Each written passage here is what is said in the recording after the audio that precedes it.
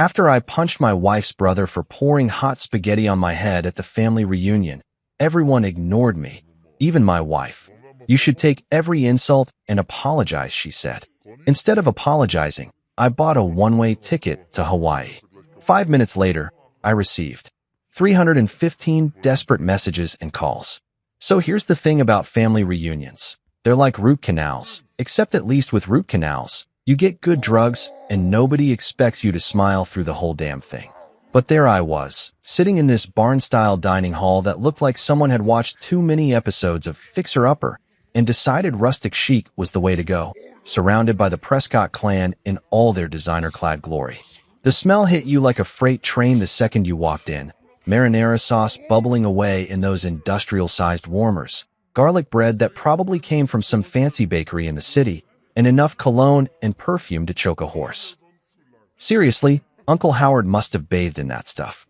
I'm pretty sure I caught a contact high, just sitting downwind from the guy. I'd strategically positioned myself at the long pine table like some kind of social warfare expert, hands folded in front of me like I was back in 3rd grade waiting for Mrs. Henderson to tell me whether my book report on Where the Red Fern Grows was going to cut it. You know that feeling when you're trying so hard to blend into the furniture that you practically become one with the wood grain? Yeah, that was me. Human wallpaper at the Prescott Family Spectacular. But then there was Marissa, my wife of 6 years, and man, she was absolutely glowing. I'm talking full-on lighthouse beacon here, laughing at something her cousin Sophie had just whispered in her ear. Her whole face lit up in a way I hadn't seen since. Hell, I couldn't even remember the last time. Maybe our honeymoon. Before reality set in, and she realized she'd married the guy who shops at Target instead of Nordstrom and thinks a fancy dinner is anything that doesn't come in a drive-through bag. The rest of her family had claimed their spots around the table like they were marking territory. Uncle Howard sat there in his tailored blazer that probably cost more than my monthly car payment. And my car isn't exactly a beater, mind you. The guy looked like he'd stepped out of a whiskey ad, all Silver Fox confidence, and I own half the city energy. Then there was Aunt Margot, dripping in so much gold jewelry, she could have been mistaken for a walking Fort Knox exhibit. Every time she moved, it sounded like wind chimes in a hurricane. And then, of course, there was Tristan. Tristan, Marissa's beloved brother, who'd made it crystal clear from day one that I wasn't exactly his first choice for brother-in-law material. The guy had the kind of face that screamed, I peaked in prep school, and I'm gonna make that everyone else's problem. 6 years we'd been doing this dance. 6 years of him looking at me like I was something he'd scraped off his Italian leather shoes. The conversation flowed around me like I was a rock in a stream. All talk about ski trips to Aspen that cost more than most people's annual salaries. Wine tastings in Napa, where they probably spent more on a bottle than I made in a week, and exclusive charity galas that had guest lists tighter than Fort Knox. You know, the kind of events where they don't just check your name at the door, they check your net worth, your family tree, and probably your credit score while they're at it.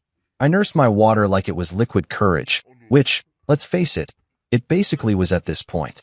The ice cubes clinked against the glass every time my hands shook just a little. Not from nerves, mind you, but from the sheer effort it took to keep my mouth shut while they talked about their problems, like whether the caviar at last week's fundraiser was subpar, or if their personal trainers were charging too much for house calls. So the decorator says the marble we picked out might clash with the new chandelier, Aunt Margot was saying, waving her fork around like she was conducting an orchestra. Can you imagine? After we specifically told him we wanted something that would complement the existing color scheme. Sophie nodded sympathetically, like this was truly one of life's great tragedies. Oh, the same thing happened to us with the pool house renovation. You really can't trust anyone these days. I took another sip of water, wondering if anyone would notice if I just slowly slid under the table and army crawled my way to freedom. Probably not.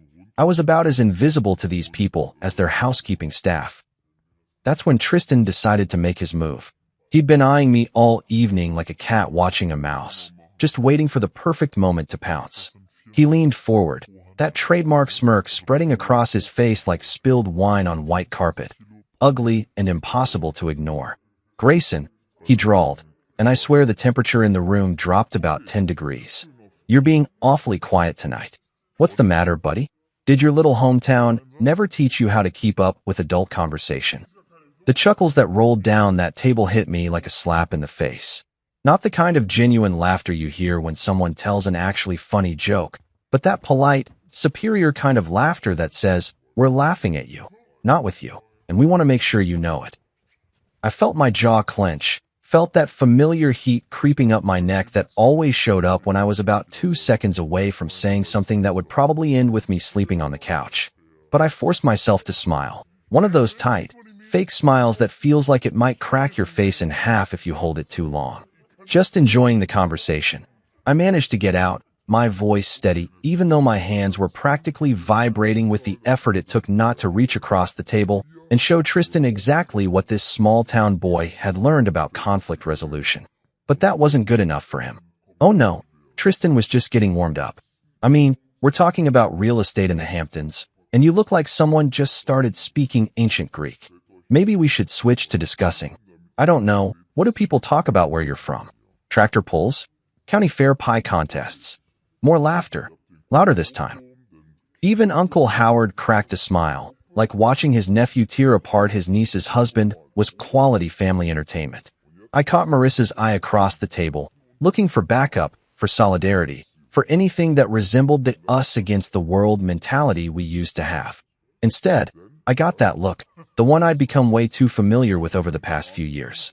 That subtle shake of the head, that slight narrowing of the eyes that said, "Don't you dare make a scene," louder than if she'd screamed it across the room. "Let it go," that look said. "Just take it and smile and pretend like it doesn't bother you. Because heaven forbid we upset the delicate ecosystem of Prescott family dynamics." So I sat there, water glass sweating in my palm, marinara sauce growing cold on the serving platters, surrounded by the sound of their laughter and the smell of their expensive cologne, and I let it go. Just like I always did. Just like they expected me to. But something was different this time. Something was building in my chest, hot and tight and dangerous. Maybe it was the way Tristan's eyes gleamed with satisfaction. Or maybe it was the way Marissa looked away like she was embarrassed to be married to me. Or maybe it was just 6 years of this crap finally reaching its breaking point. Whatever it was, I had a feeling this family reunion was about to get a lot more interesting than anyone had bargained for. You know how they say time slows down right before a car crash? Well, apparently the same thing happens right before your brother-in-law decides to turn you into a walking Italian restaurant advertisement. 1 second I'm sitting there picking at my Caesar salad, which, by the way, had enough anchovies to stock a small aquarium. And the next second I'm watching Tristan rise from his chair like some kind of designer-clad villain in a really twisted dinner theater production. The conversation had moved on from my apparent lack of sophistication to discussing their latest investment properties. Uncle Howard was going on about some waterfront condo he'd just snagged in Miami, gesturing with his wine glass like he was conducting a symphony of his own awesomeness. "The view from the penthouse is absolutely divine," he was saying. "You can see clear to the horizon on a good day." "Oh, Howard, you simply must show us the photos again," Aunt Margot gushed, her gold bracelets jangling like a one-woman percussion section. "The marble in that kitchen is just exquisite." I was trying to calculate exactly how many months of my salary that condo probably cost when Tristan made his move. He stood up smooth as silk, reaching for the big ceramic serving dish that held enough spaghetti marinara to feed a small Italian village. For a split second, I thought he was just going for seconds. Hell, the guy ate like he had a hollow leg, probably burned calories just from being such an ass. But then I saw it. That look in his eyes. The same look he'd had at Marissa's and my wedding when he'd accidentally bumped into me during the father-daughter dance, causing me to stumble and nearly take out the whole wedding party like bowling pins. Pure, calculated malice wrapped up in a Polo Ralph Lauren package. "Grayson," he said, his voice dripping with fake concern, "you look a little pale. Maybe you need some color in your life." That should have been my cue to duck, to roll, to do literally anything except sit there like a deer in headlights. But my brain was still processing the fact that a grown man, a 34-year-old investment banker who wore cufflinks to casual dinners, was actually considering what I thought he was considering. And then he did it. The ceramic dish tilted, and suddenly I was getting an up-close and personal introduction to every ingredient in Aunt Margot's famous marinara recipe. Hot sauce hit my scalp first, then came the noodles, long, slimy pasta sliding down my face like the world's worst facial treatment. The temperature was somewhere between fresh from the stove and third-degree burn, and I felt every drop as it soaked through my button-down shirt and pooled in my lap.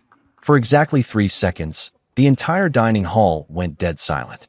Not the comfortable kind of quiet you get when everyone's focused on their food, but that horrible, suffocating silence that happens when 30 people simultaneously realize they just witnessed something that definitely wasn't in the evening's program. Then Tristan started laughing. It wasn't just a chuckle or even a regular laugh. This was the kind of deep, belly-shaking laughter that comes from pure, unadulterated joy at someone else's humiliation.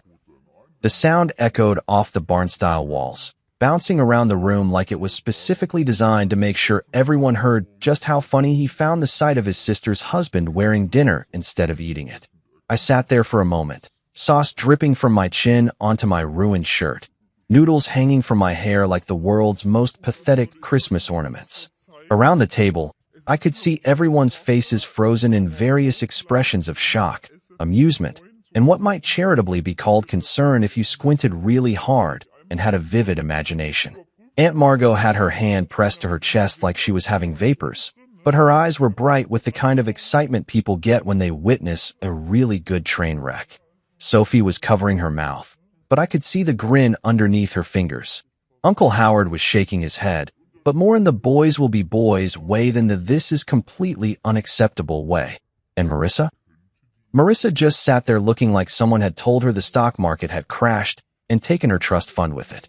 Not horrified that her husband had just been publicly humiliated, not angry that her brother had just crossed about 15 different lines of basic human decency, just disappointed. Like I'd somehow failed her by existing in the same space as flying pasta. That's when something inside me snapped. Maybe it was the way the sauce was starting to burn my scalp, or maybe it was the sound of Tristan's continuing laughter, or maybe it was just 6 years of swallowing every insult, every slight, every joke at my expense finally reaching critical mass. But I stood up, pasta falling from my shoulders like some kind of carb-heavy confetti, and I felt my right hand ball into a fist before my brain even caught up with the program. The punch connected with Tristan's jaw with a sound that was part slap, part crack, and entirely satisfying. Physics took over from there. His head snapped back, his designer loafers lost their grip on the polished floor, and he went down like a sack of overpriced potatoes, taking a chair with him in a crash that would have made a stuntman proud. The silence that followed was somehow even more complete than before. This wasn't shocked silence. This was, holy crap, the quiet guy just laid out the golden boy silence. The kind of quiet that makes you realize you can hear the air conditioning humming and someone's stomach growling 3 tables over. Aunt Margot was the first to break. "Tristan," she shrieked, rushing to her precious nephew like he'd been shot instead of simply introduced to the concept of consequences. "Someone call a doctor. He could have a concussion." Uncle Howard was muttering something about keeping things civil and what will people think, because apparently the real tragedy here wasn't that his nephew had just assaulted someone with dinner, but that it might reflect poorly on the family name. Sophie was wide-eyed, phone already out, probably texting her friends about the drama unfolding in real time. OMG, you guys are not going to believe what just happened at the reunion. And through it all, Marissa remained seated, not jumping up to check if I was hurt, not telling her family that what Tristan did was completely out of line, not even asking if I was okay. She just sat there, staring at me like I'd committed some unforgivable sin by defending myself. Tristan was starting to come around, Aunt Margot fussing over him like he was made of spun glass instead of entitlement and bad decisions. His jaw was already starting to swell, and I couldn't help but think it was a good look on him. Really brought out the asshole in his eyes. "You're insane," he mumbled through what I hoped was going to be a spectacular bruise. I was just having a little fun. Fun, right? Because nothing says good times like assault with a deadly marinara. I wiped sauce from my eyes, feeling it stick to my fingers like some kind of Italian-flavored superglue, and looked around the room at all these people who were supposed to be family. Not a single person had moved to help me clean up. Not one napkin had been offered. Nobody had said, "Hey, maybe dumping hot food on someone isn't exactly appropriate dinner behavior." Instead, they were all looking at me like I was the problem. Like I was the one who'd violated some sacred family code by having the audacity to hit back, when someone literally poured dinner on my head. The marinara was starting to cool, which somehow made it feel even worse, going from scalding humiliation to cold, sticky shame in real time. I could feel it soaking through my shirt, probably staining my undershirt too, and I wondered absently if marinara sauce was one of those things that never really comes out no matter how much bleach you throw at it. Standing there in that barn-style hall, surrounded by fake rustic charm and real family dysfunction, covered in pasta sauce and noodles like some kind of demented scarecrow, I realized something that should have been obvious years ago. I wasn't family to these people. I was entertainment. A target. The designated punching bag they could all feel superior to when they needed a boost to their collective ego. And the worst part? Marissa was just going to let it happen. Again, walking out of that dining hall felt like escaping from a burning building. Except instead of smoke, I was leaving behind a cloud of designer perfume, passive-aggressive tension, and the lingering smell of marinara sauce that was probably going to haunt my nostrils for the next week. The wide porch wrapped around the front of the reunion hall like a wooden embrace, and for the first time all evening, I could actually breathe without feeling like I was drowning in other people's expectations. The night air hit my sauce-covered face like a cool slap of reality. Out here, away from the theatrical gasps and pearl-clutching performance art happening inside, I could finally hear myself think. Unfortunately, what I was thinking wasn't exactly suitable for polite company. I grabbed my shirt sleeve and started wiping marinara off my cheeks, which was about as effective as trying to clean up a crime scene with a tissue. But hey, at least I was doing something productive. My hair was still sticky with sauce, and every time I ran my fingers through it, I came away with more evidence of Tristan's idea of family fun. Chunks of tomato, bits of basil, and enough garlic to ward off every vampire in a 50-mile radius. I probably looked like I'd lost a fight with a pasta factory, which, come to think of it, wasn't that far from the truth. The porch light buzzed overhead like an angry wasp, casting everything in that yellowish glow that makes everyone look like they're coming down with jaundice. I leaned against the wooden railing, feeling the splinters through my ruined shirt, and tried to process what had just happened in there. In the span of about 10 minutes, I'd gone from invisible family disappointment to public enemy number one, all because I'd had the audacity to defend myself when someone literally dumped dinner on my head. That's when I heard the screen door creak behind me. I didn't need to turn around to know who it was. I could practically feel the waves of disapproval radiating from the doorway like heat from a furnace.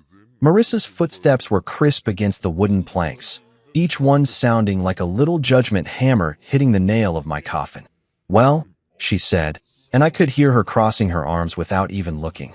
That was quite a performance in there. I turned around slowly, sauce still dripping from my collar, and looked at my wife of 6 years. The woman I'd promised to love, honor, and cherish until death do us part. The woman who was currently looking at me like I'd just kicked a basket of puppies in front of a group of kindergartners. "Performance?" I said, my voice coming out rougher than I'd intended. "Your brother just dumped hot pasta on my head, and you think I put on a performance?" She was doing that thing she did when she was trying to be reasonable, tilting her head slightly to the side, speaking in that measured tone that therapists probably learn in school. "You know how Tristan is," she said, like that explained everything. Like how Tristan was some kind of natural disaster we all just had to learn to live with, like hurricanes or tax season. "Yeah," I said, wiping more sauce off my neck. "I know exactly how Tristan is. He's an entitled jackass who thinks other people exist solely for his entertainment." Marissa's expression didn't change, which somehow made it worse. If she'd gotten angry, if she'd yelled, if she'd shown any kind of emotion at all, I might have been able to work with that. But this cold, clinical disappointment? This was like trying to argue with a customer service robot. "You should apologize," she said, and for a second I thought I'd misheard her. Maybe the marinara had gotten in my ears along with everything else. I should what now? Apologize? To Tristan? To the family? "You embarrassed all of us tonight." I stared at her, waiting for the punchline, for the moment when she'd crack a smile and tell me she was kidding. But her face remained as serious as a tax audit, and I realized she was completely, 100% sincere. "Let me get this straight," I said, feeling that dangerous heat building in my chest again. "Your brother pours scalding hot food on my head in front of 30 people, and I'm the one who needs to apologize?"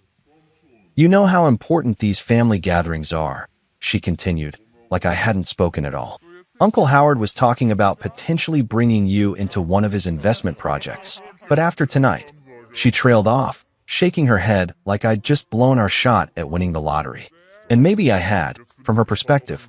Maybe losing out on Uncle Howard's largesse was worse than watching her husband get publicly humiliated by her psychopath brother. You should take every insult and apologize, she said, and there it was. The mission statement of our marriage, laid out in plain English under a buzzing porch light, while I stood there covered in marinara sauce, like some kind of walking Italian food advertisement. I should take every insult, every slight, every joke at my expense, every casual cruelty that her family dished out like party favors. And then I should apologize for existing, for breathing their air, for daring to marry above my station, and for getting my place in their carefully constructed social hierarchy. He poured hot food on me. I repeated, because apparently I needed to say it louder for the people in the back. Hot food on my head. Marissa shrugged, actually shrugged, like someone had asked her opinion about the weather. You know how Tristan is. There it was again. The ultimate excuse, the get-out-of-jail-free card that apparently covered everything from casual cruelty to actual assault. Tristan could probably burn down an orphanage, and Marissa would just shrug and say, well, you know how Tristan is. The silence stretched between us like a chasm, filled with 6 years of accumulated resentment and the sound of insects buzzing around the porch light. Inside, I could hear the muffled sounds of the family regrouping, probably already spinning the story into something where I was the villain and poor Tristan was the victim of my unprovoked attack. I'm not apologizing, I said finally. Not to him, not to them, not to anybody. Marissa's mouth tightened into that thin line that meant I'd just failed another test I didn't know I was taking. Then you're making a choice, Grayson. You're choosing your pride over our marriage, over our future, over everything we've built together. Everything we'd built together. Right. Like our marriage was some kind of joint construction project instead of 6 years of me slowly disappearing into the background while she chose her family's approval over her husband's dignity at every single turn. What exactly have we built, Marissa? I asked, spreading my arms wide, sauce flying off my sleeves. A relationship where your family treats me like garbage and you expect me to smile and ask for seconds? She didn't answer, just turned on her heel like I was a disappointing employee who'd just been fired. Her footsteps clicked across the porch planks with military precision, each step taking her further away from me and closer to the warm glow of family acceptance waiting inside. If you don't come back in there and make this right, she said without turning around, don't bother coming home tonight. And then she was gone, the screen door slamming behind her with a finality that echoed across the empty porch.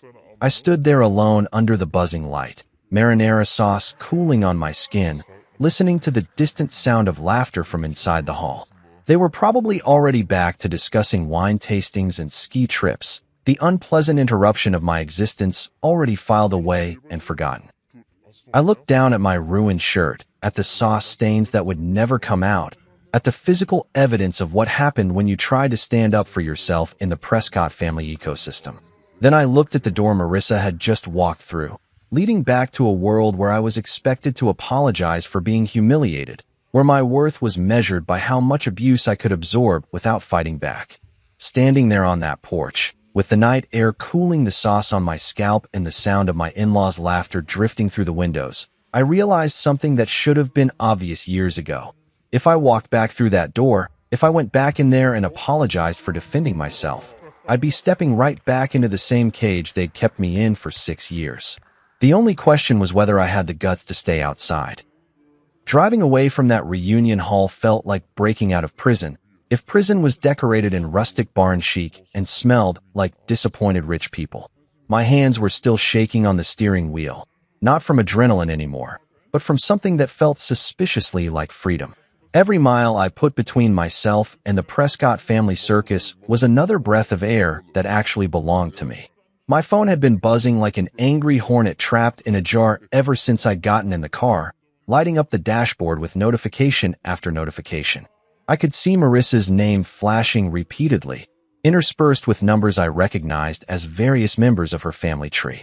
Probably Uncle Howard trying to have a word with me, or Aunt Margot wanting to lecture me about proper family behavior, or hell, maybe even Tristan himself calling to gloat about his marinara masterpiece. But here's the thing about rock bottom. Once you hit it, you realize you've got nothing left to lose.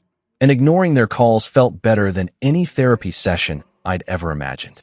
10 miles down the road, I spotted the familiar glow of a gas station rising out of the darkness like a fluorescent oasis.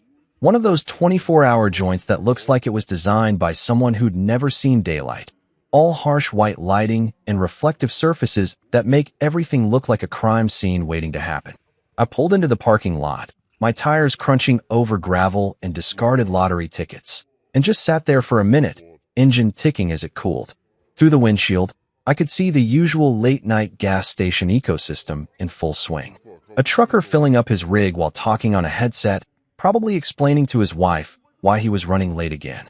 A college kid counting out crumpled dollar bills for gas money, looking like he was calculating whether he'd have enough left over for ramen noodles. A woman in scrubs who was obviously pulling a double shift, moving with that particular kind of exhaustion that comes from keeping the world running while everyone else sleeps. Real people, living real lives, dealing with real problems.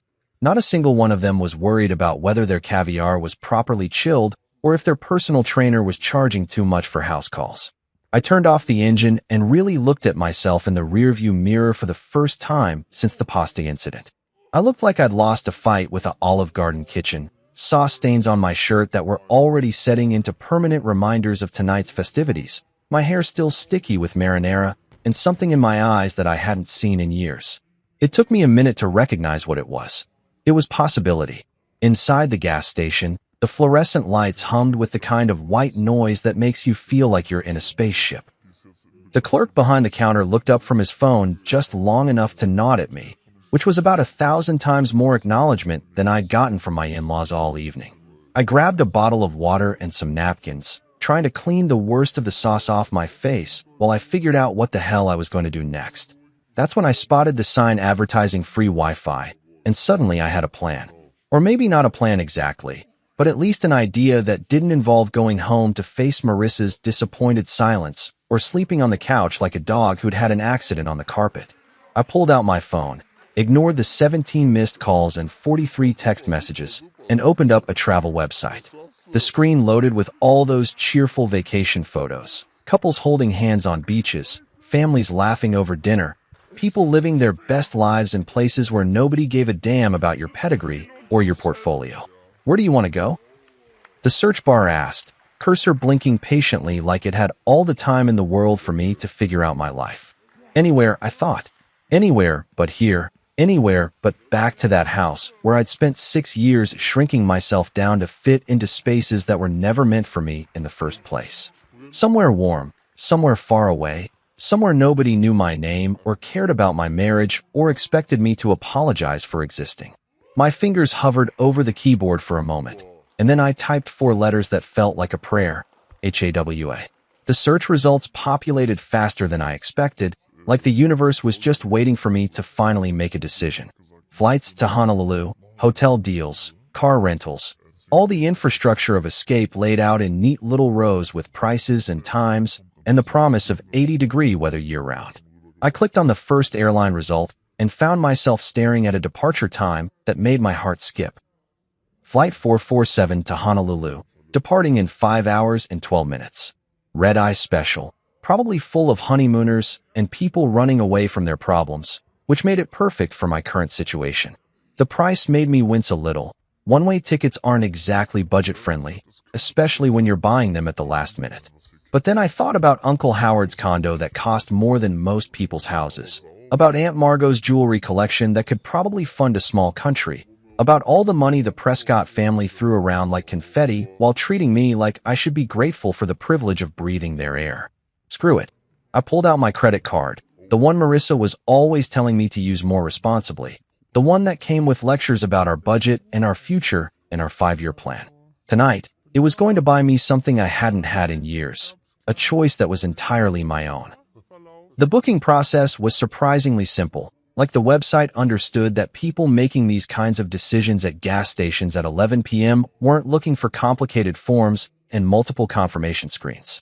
Name, card number, confirmation of seat assignment, and suddenly I was holding a digital boarding pass on my phone that said Grayson Mitchell, Honolulu, Hawaii, seat 23A. 23A. A window seat, which felt appropriate somehow. I'd be able to watch the mainland disappear beneath the clouds, watch everything I'd been trying so hard to fit into shrink down to nothing while I flew towards something completely unknown. The confirmation email hit my inbox with a cheerful ding, complete with helpful reminders about check-in times and baggage restrictions. Baggage restrictions. I almost laughed out loud right there in the gas station, surrounded by energy drinks and lottery tickets, and the smell of Roller Grill hot dogs. What baggage was I going to bring? The shirt covered in marinara sauce? The years of accumulated resentment? The wedding ring that suddenly felt like it weighed about 50 pounds? I paid for my water and walked back out to the car, phone buzzing again with another round of calls I had no intention of answering. 5 hours and 12 minutes until takeoff. Enough time to drive to the airport, park in long-term parking like I was going on a normal business trip instead of fleeing my entire life, and maybe grab some actual clothes that didn't look like they'd been used as target practice by an Italian restaurant. Sitting in the driver's seat, I looked at that boarding pass one more time. Grayson Mitchell, it said. Not Grayson Prescott adjacent. Not Marissa's disappointing husband. Not the guy who didn't quite fit in at family dinners. Just Grayson Mitchell, passenger, destination unknown. For the first time in 6 years, that felt like exactly the right name to be. You know that moment in action movies when the hero's phone starts going off like the world's most annoying alarm clock, and you just know that whatever peace and quiet they had is about to go straight to hell? Well, apparently my life had just turned into one of those movies, except instead of international spies or alien invasions, I was dealing with something far more terrifying. The collective wrath of the Prescott family. 5 minutes. 5 freaking minutes after I hit confirm purchase on that airline ticket, and my phone lit up like the 4th of July had a baby with Times Square on New Year's Eve. The thing was vibrating so hard against the dashboard that I was half worried it might achieve actual flight before I did. I'd barely pulled out of the gas station parking lot when the first wave hit. Call after call, text after text, voicemail notifications piling up faster than I could even read the names.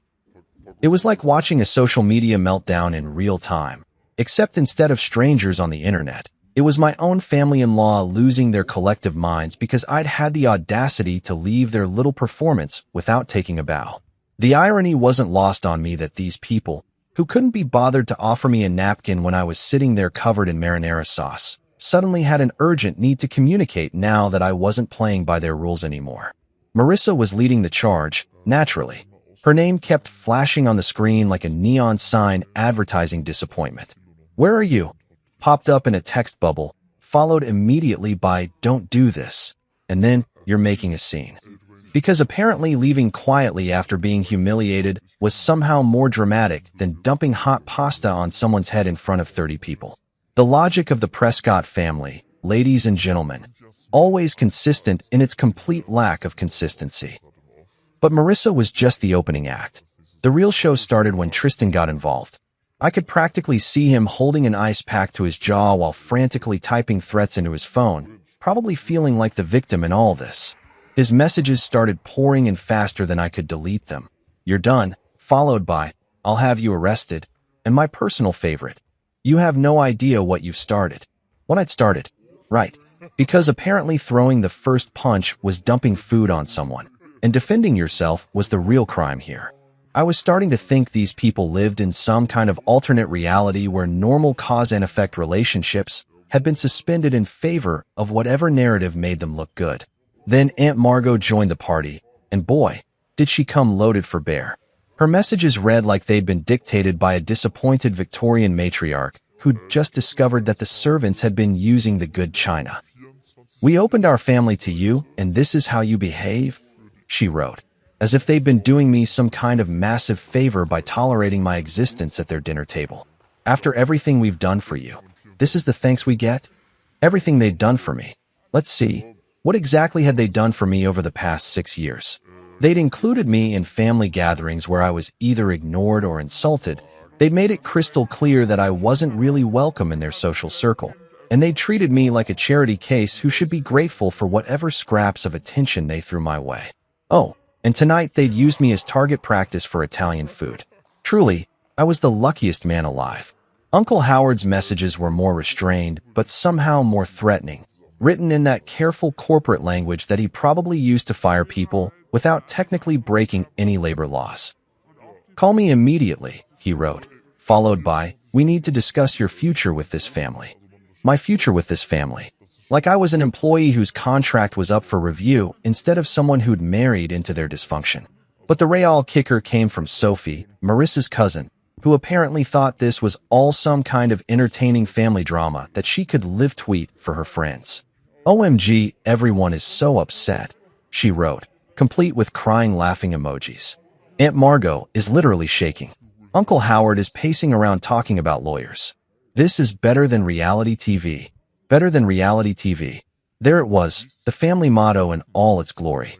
Real people's pain was just entertainment for them, something to spice up their otherwise boring lives of privilege and plenty.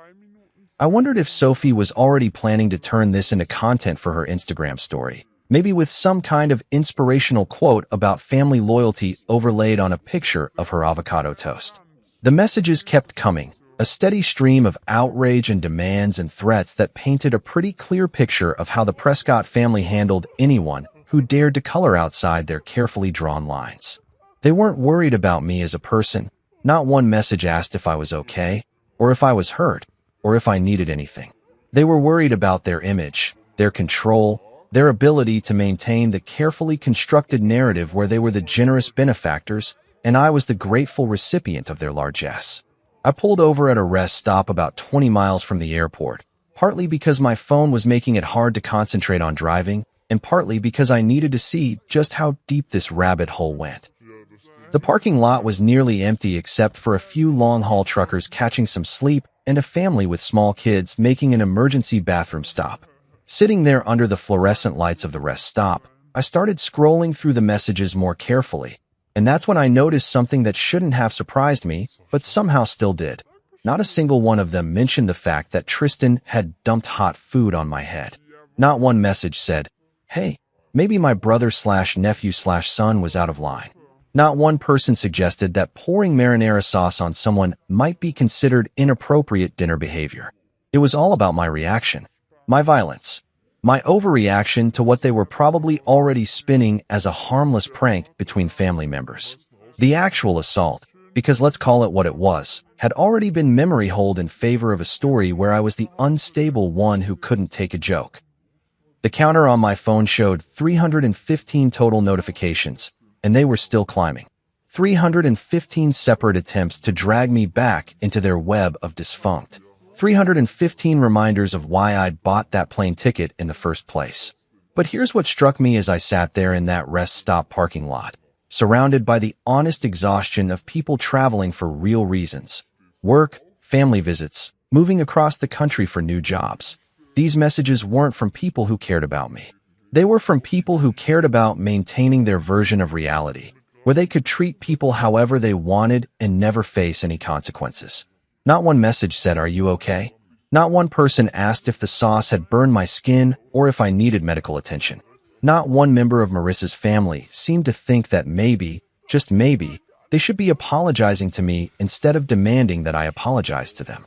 I looked at that growing pile of digital outrage, all those words and threats and demands, and realized something that felt like a weight lifting off my shoulders.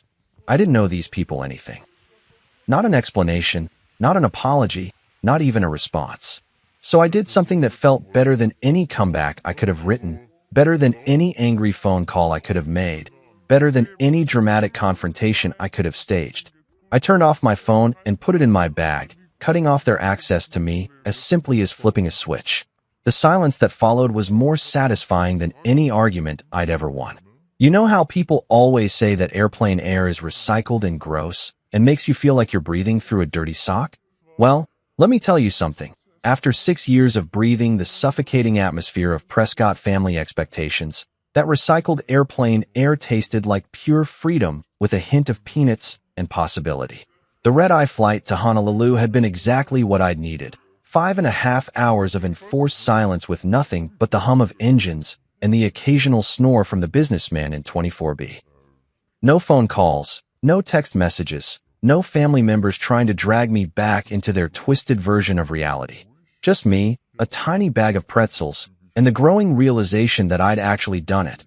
I'd bought a one-way ticket to anywhere but here and followed through. But nothing, and I mean nothing, could have prepared me for that first breath of Hawaiian air. The plane doors opened, and it hit me like a warm hug from a grandmother you didn't know you had. Not the aggressive, in-your-face heat that makes you want to run back inside to air conditioning, but this soft, gentle warmth that seemed to wrap around you like the world's most expensive blanket. It was air with personality, air that smelled like flowers you couldn't name and ocean salt, and something that might have been happiness if happiness had a scent. I walked down that jet bridge feeling like I was entering a different universe entirely. The terminal at Honolulu International wasn't trying to impress anyone with marble floors or crystal chandeliers like the airports back home. Instead, it had this laid-back, "Hey, welcome to paradise, try not to stress about anything" vibe that immediately made my shoulders drop about 3 inches. Hawaiian music was playing softly through speakers that didn't sound like they were trying to compete with the noise of stressed-out travelers. And everywhere I looked, people seemed to be moving just a little bit slower, a little bit easier, like they'd all collectively agreed that rushing around was probably not the best way to spend their time on Earth. The baggage claim was where it really hit me that I'd made a completely insane decision. Everyone else was standing around waiting for their carefully packed suitcases full of vacation clothes and sunscreen, and all the things normal people bring when they plan a trip to Hawaii. Meanwhile, I was standing there with nothing but my wallet, my passport, and a single backpack that contained exactly one change of underwear and the business card for a divorce lawyer that I'd been carrying around for 2 years but never had the guts to call. That's when I realized I was going to need somewhere to stay, and probably some clothes that didn't smell like marinara sauce and poor life choices. I pulled out my phone, which I'd reluctantly turned back on once the plane landed, and started scrolling through Airbnb listings, trying to find something that said, "Yes, we welcome people who've just blown up their entire lives on a whim." Most of the listings looked like they'd been photographed by people who'd taken a masterclass in making small spaces look like luxury resorts. Lots of carefully staged photos with perfectly placed pineapples and artfully rumpled white linens that probably cost more per night than I made in a week. But then I found one that was different. The photos were clearly taken by someone who'd just pointed their phone at stuff and clicked. No fancy lighting or strategic fruit placement. Just a small beachfront place with weathered wooden furniture and windows that actually looked like they opened to let in real air instead of Instagram-worthy filtered light. The description was written by someone named Kimo, and it simply said, "Clean, quiet, close to beach. Good for people who want to think or people who want to stop thinking. Your choice." Perfect.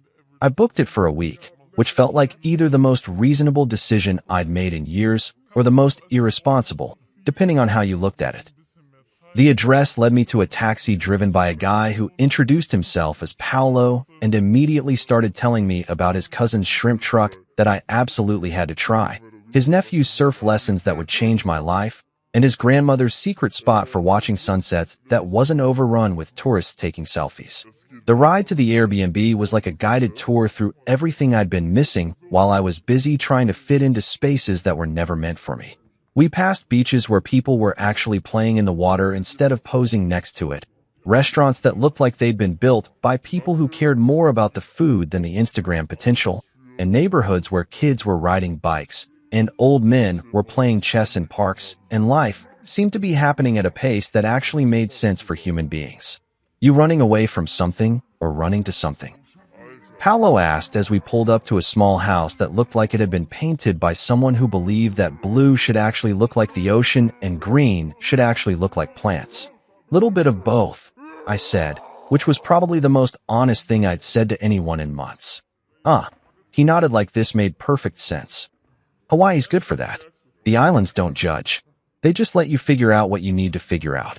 The house was exactly what the photos had promised. Nothing fancy, but clean and comfortable, and so close to the beach that I could hear the waves from the front porch. There was a small kitchen with everything you needed to make actual food, a living room with furniture that looked like it had been chosen for comfort rather than style, and a bedroom with windows that opened wide enough to let in the sound of the ocean. But the real revelation came when I met Kimo himself. I'd been expecting someone who'd been polished by years of dealing with tourists, someone who'd learned to smile on command and recommend overpriced restaurants. Instead, I got a guy in his 50s with hands that looked like they'd actually worked for a living and a laugh that sounded like it came from somewhere deep and genuine. "First time in Hawaii?" he asked, and when I nodded, he grinned. "Good. The island's got a way of showing you things you didn't know you needed to see. You here for business or pleasure?" "Honestly," I said, setting down my pathetic backpack in a living room that somehow felt more like home than any place I'd lived in the past 6 years. "I have absolutely no idea what I'm here for." Kimo's laugh filled the space like warm honey. "Even better. That means you're here for the right reasons." He handed me the keys and a handshake that felt like he actually meant it, like I was a person worth welcoming instead of a problem to be managed. "The ocean's right out that door," he said, pointing toward the back of the house. "Don't overthink it. Just go look at it for a while. The water's got a way of putting things in perspective." So that's what I did.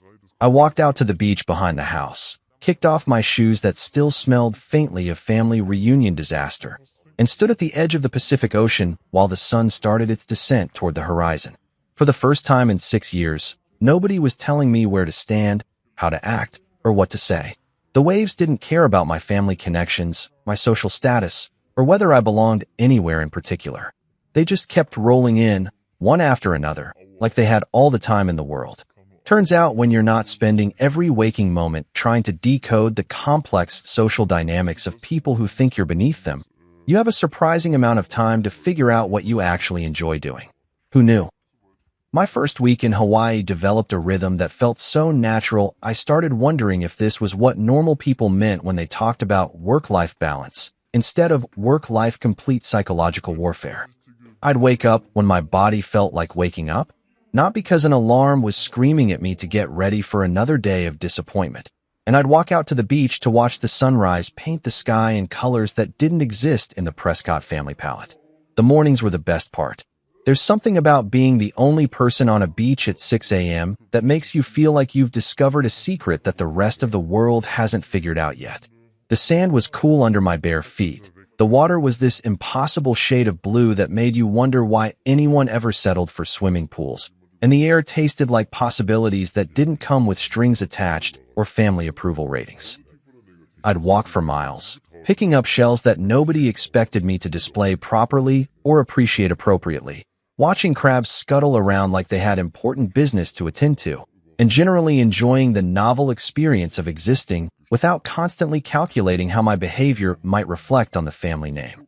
After the beach walks came coffee and breakfast at this little cafe called Sunrise Shack that looked like it had been built by surfers who'd accidentally become excellent at making food. The owner, a woman named Keiko who had to be pushing 70 but moved like she was half that age, made coffee that could wake the dead and acai bowls that tasted like someone had figured out how to turn tropical paradise into breakfast. "You're the mainland guy staying at Kimo's place," she said on my third morning, not really asking. Island communities, I was learning, had their own communication networks that made social media look sluggish. "Guilty as charged," I said, wondering if being the mainland guy was going to come with its own set of expectations and requirements. "Good," she said, sliding a plate of fresh fruit across the counter. "Kimo says you look like you needed to get lost for a while. Hawaii's perfect for that. Getting lost. I like that way of thinking about it better than running away, or having a midlife crisis, or whatever psychological label the Prescott family was probably attaching to my disappearance. Getting lost implied that you might eventually find something, whereas running away suggested you were just a coward who couldn't handle adult responsibilities. The afternoons were for reading. I discovered that when you're not constantly stressed about family dinner performances or social obligations that felt like pop quizzes you hadn't studied for, you could actually concentrate on books for more than 10 minutes at a time.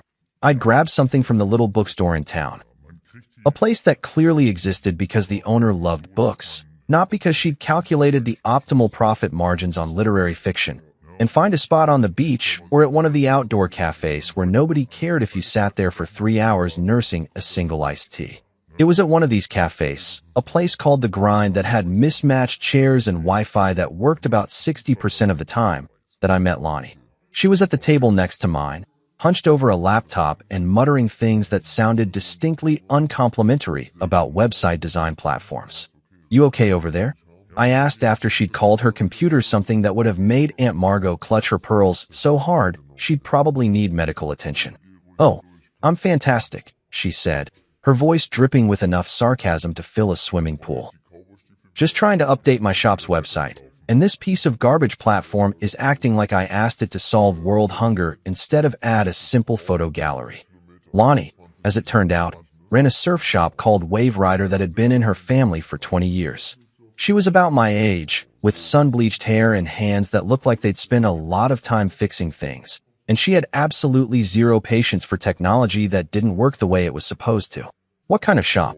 I asked, closing my book because this conversation was infinitely more interesting than whatever literary masterpiece I'd been pretending to read. "Surf shop. Boards, gear, lessons for tourists who think they're going to become the next Kelly Slater after a 2-hour session." She gestured at her laptop screen like it had personally offended her ancestors.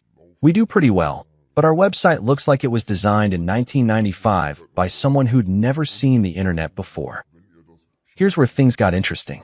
Back in my previous life, the one where I spent most of my time trying to disappear into furniture at family gatherings, I'd actually been pretty good at website design.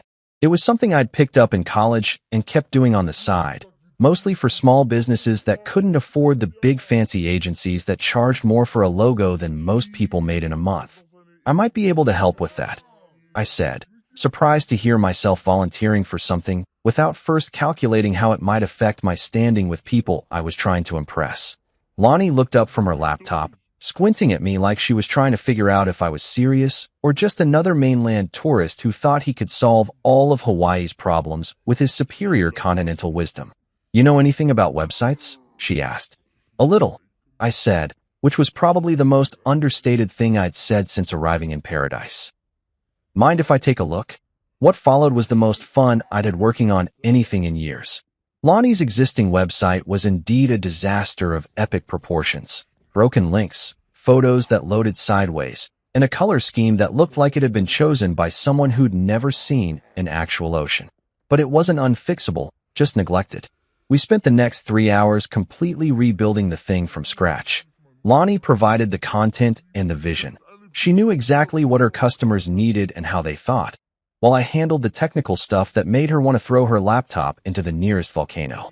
"You want clean, simple, easy to navigate," I said, pulling up examples of sites that actually worked. "Nothing fancy, just functional.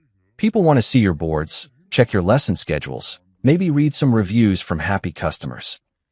"Exactly," she said, and I realized it had been months since someone had responded to one of my ideas with genuine enthusiasm instead of polite tolerance or outright dismissal. By the time we finished, Wave Rider had a website that actually looked like it belonged to a business that knew what it was doing. The photos loaded properly, the navigation made sense, and the whole thing had a clean, professional look that still felt relaxed and welcoming. "How much do I owe you?" Lonnie asked as we tested the final version on her phone. "Nothing," I said, surprising myself again. It was fun. Fun. She looked at me like I'd just claimed that root canals were my favorite hobby. "You think website design is fun? When it's not for people who treat you like their personal tech support slave?" "Yeah, it's actually pretty enjoyable." That's when she made me an offer that would change everything. "I've got a couple of friends who run businesses around here. They're all dealing with the same kind of website disasters. If you're interested in picking up some side work while you're getting lost, I could put in some good words. Side work, not charity, not family obligations, not doing favors for people who'd never return them. Actual work that I'd chosen to do, for people who appreciated it, at my own pace and on my own terms." Sitting there at that mismatched table, watching the sun start its descent toward the horizon while Lonnie scrolled through her new website with obvious satisfaction, I realized something that should have been obvious but somehow felt revolutionary. This was the first time in years that I'd done work that felt like it belonged to me. Not work that I did to impress my in-laws, not projects designed to boost my standing in some social hierarchy I'd never signed up for, but actual work that solved real problems for real people who treated me like a human being instead of a convenient disappointment. "Yeah," I said, watching a couple of surfers paddle out to catch the evening waves. I think I'd like that. 2 weeks in paradise had done something weird to my relationship with technology. Back in my old life, my phone was basically a digital leash that kept me connected to every disappointment, obligation, and passive-aggressive family text thread that made up my daily existence. Here in Hawaii, the thing had been sitting in a drawer like a piece of radioactive waste that I was pretty sure would kill me if I got too close to it. But eventually, reality has a way of knocking on your door, even when that door happens to be attached to a beachfront bungalow in the middle of the Pacific Ocean. My phone battery had finally died sometime during week 1, and I'd been perfectly content to let it stay that way. Dead phones can't deliver bad news, can't remind you of the life you left behind, and can't buzz with notifications from people who think you owe them explanations for your own happiness. Unfortunately, they also can't be used to run a business, and Lonnie's referrals were starting to pile up faster than I could handle with just her laptop and the questionable Wi-Fi at the grind.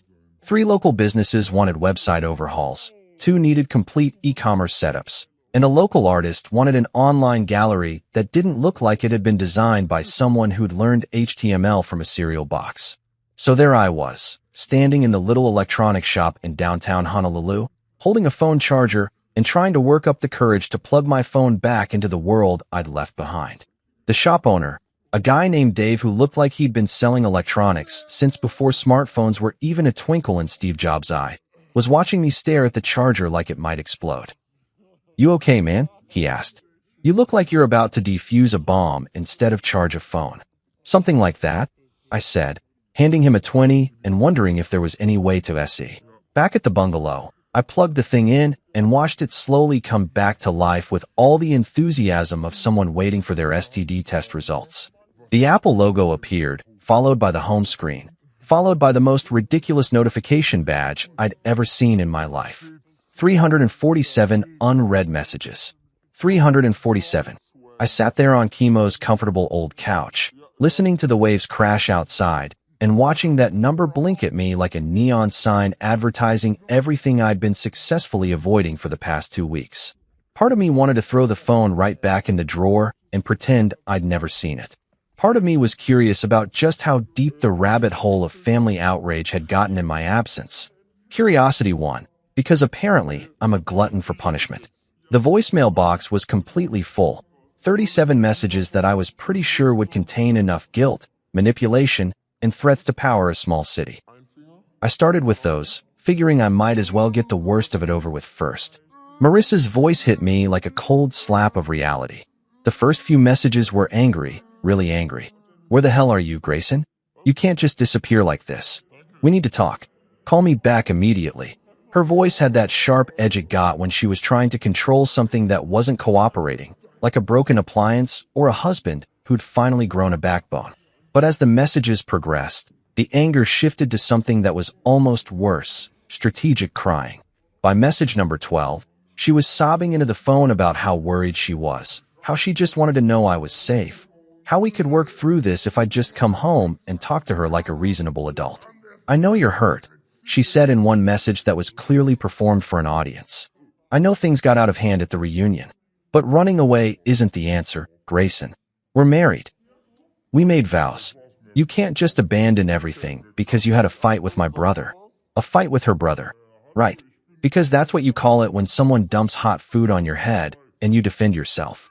A little disagreement between boys. Nothing that couldn't be solved with a firm handshake and maybe a nice bottle of wine.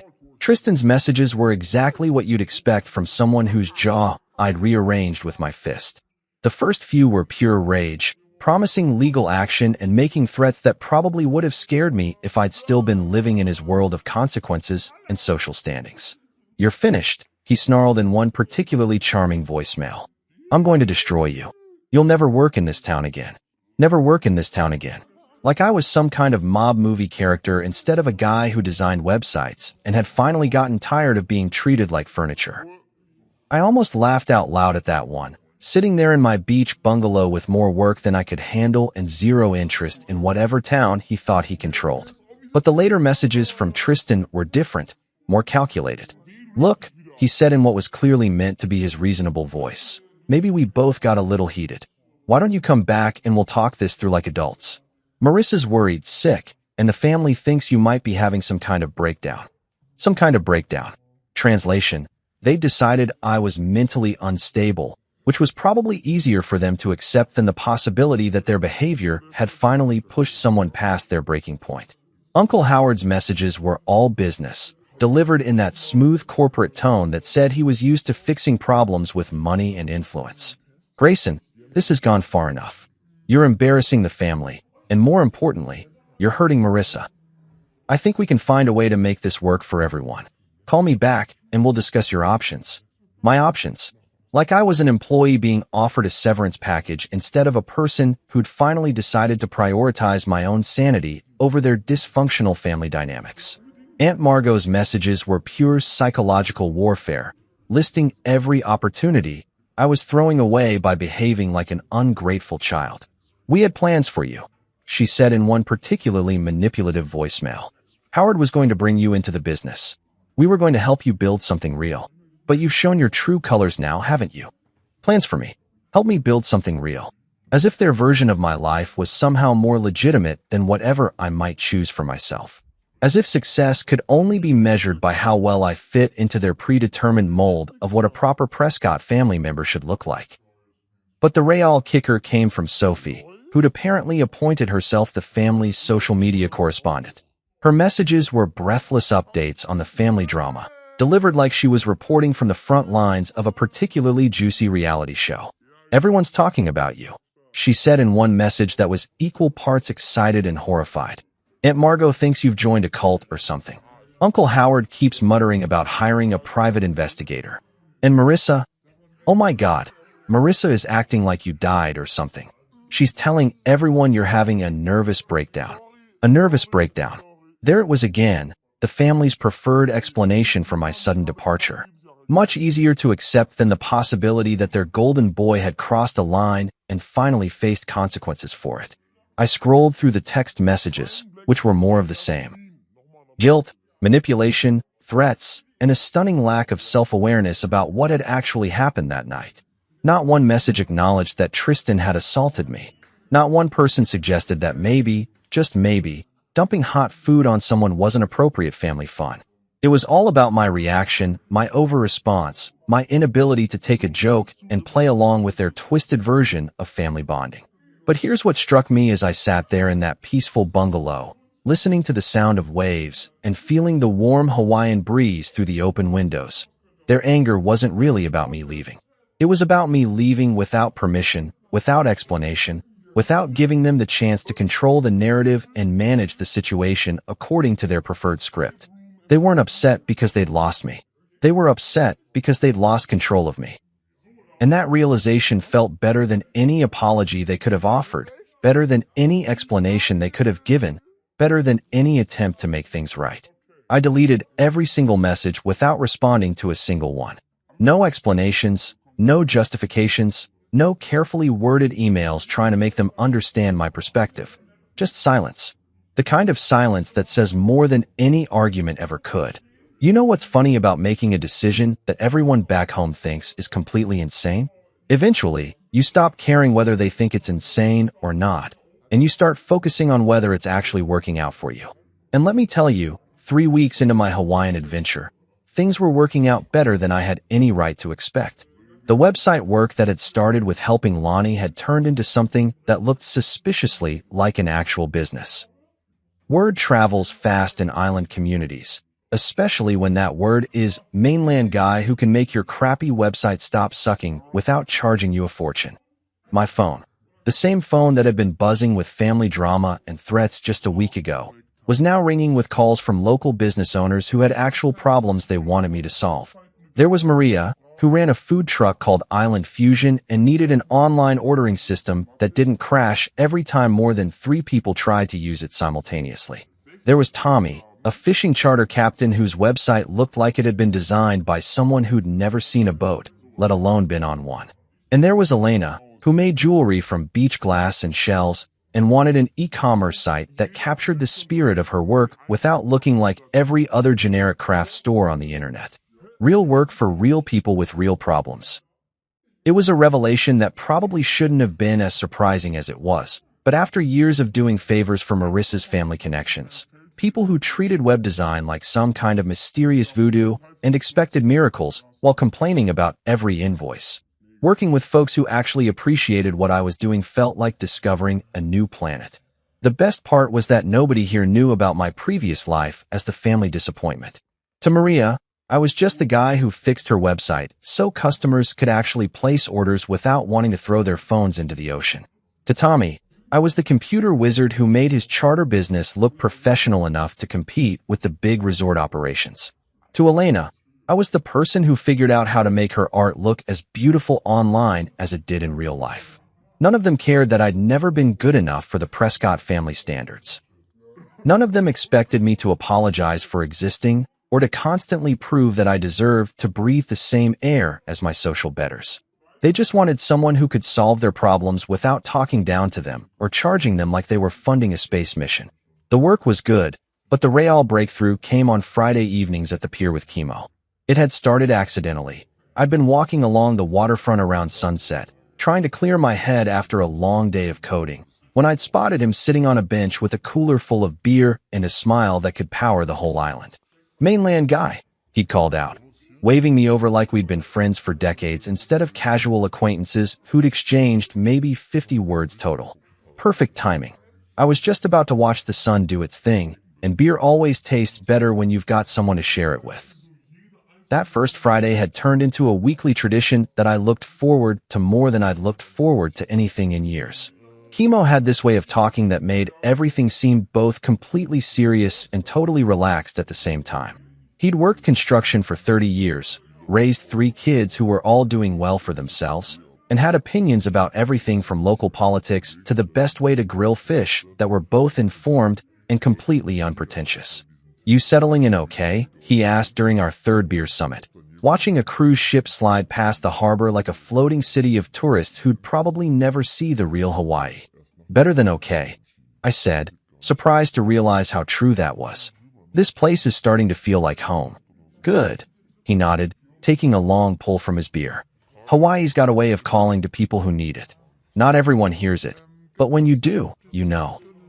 We'd sit there watching the sun paint the sky in colors that didn't exist in any of the fancy art galleries the Prescott family liked to frequent, talking about everything and nothing while fishing boats headed out for the night shift and joggers made their evening rounds along the waterfront.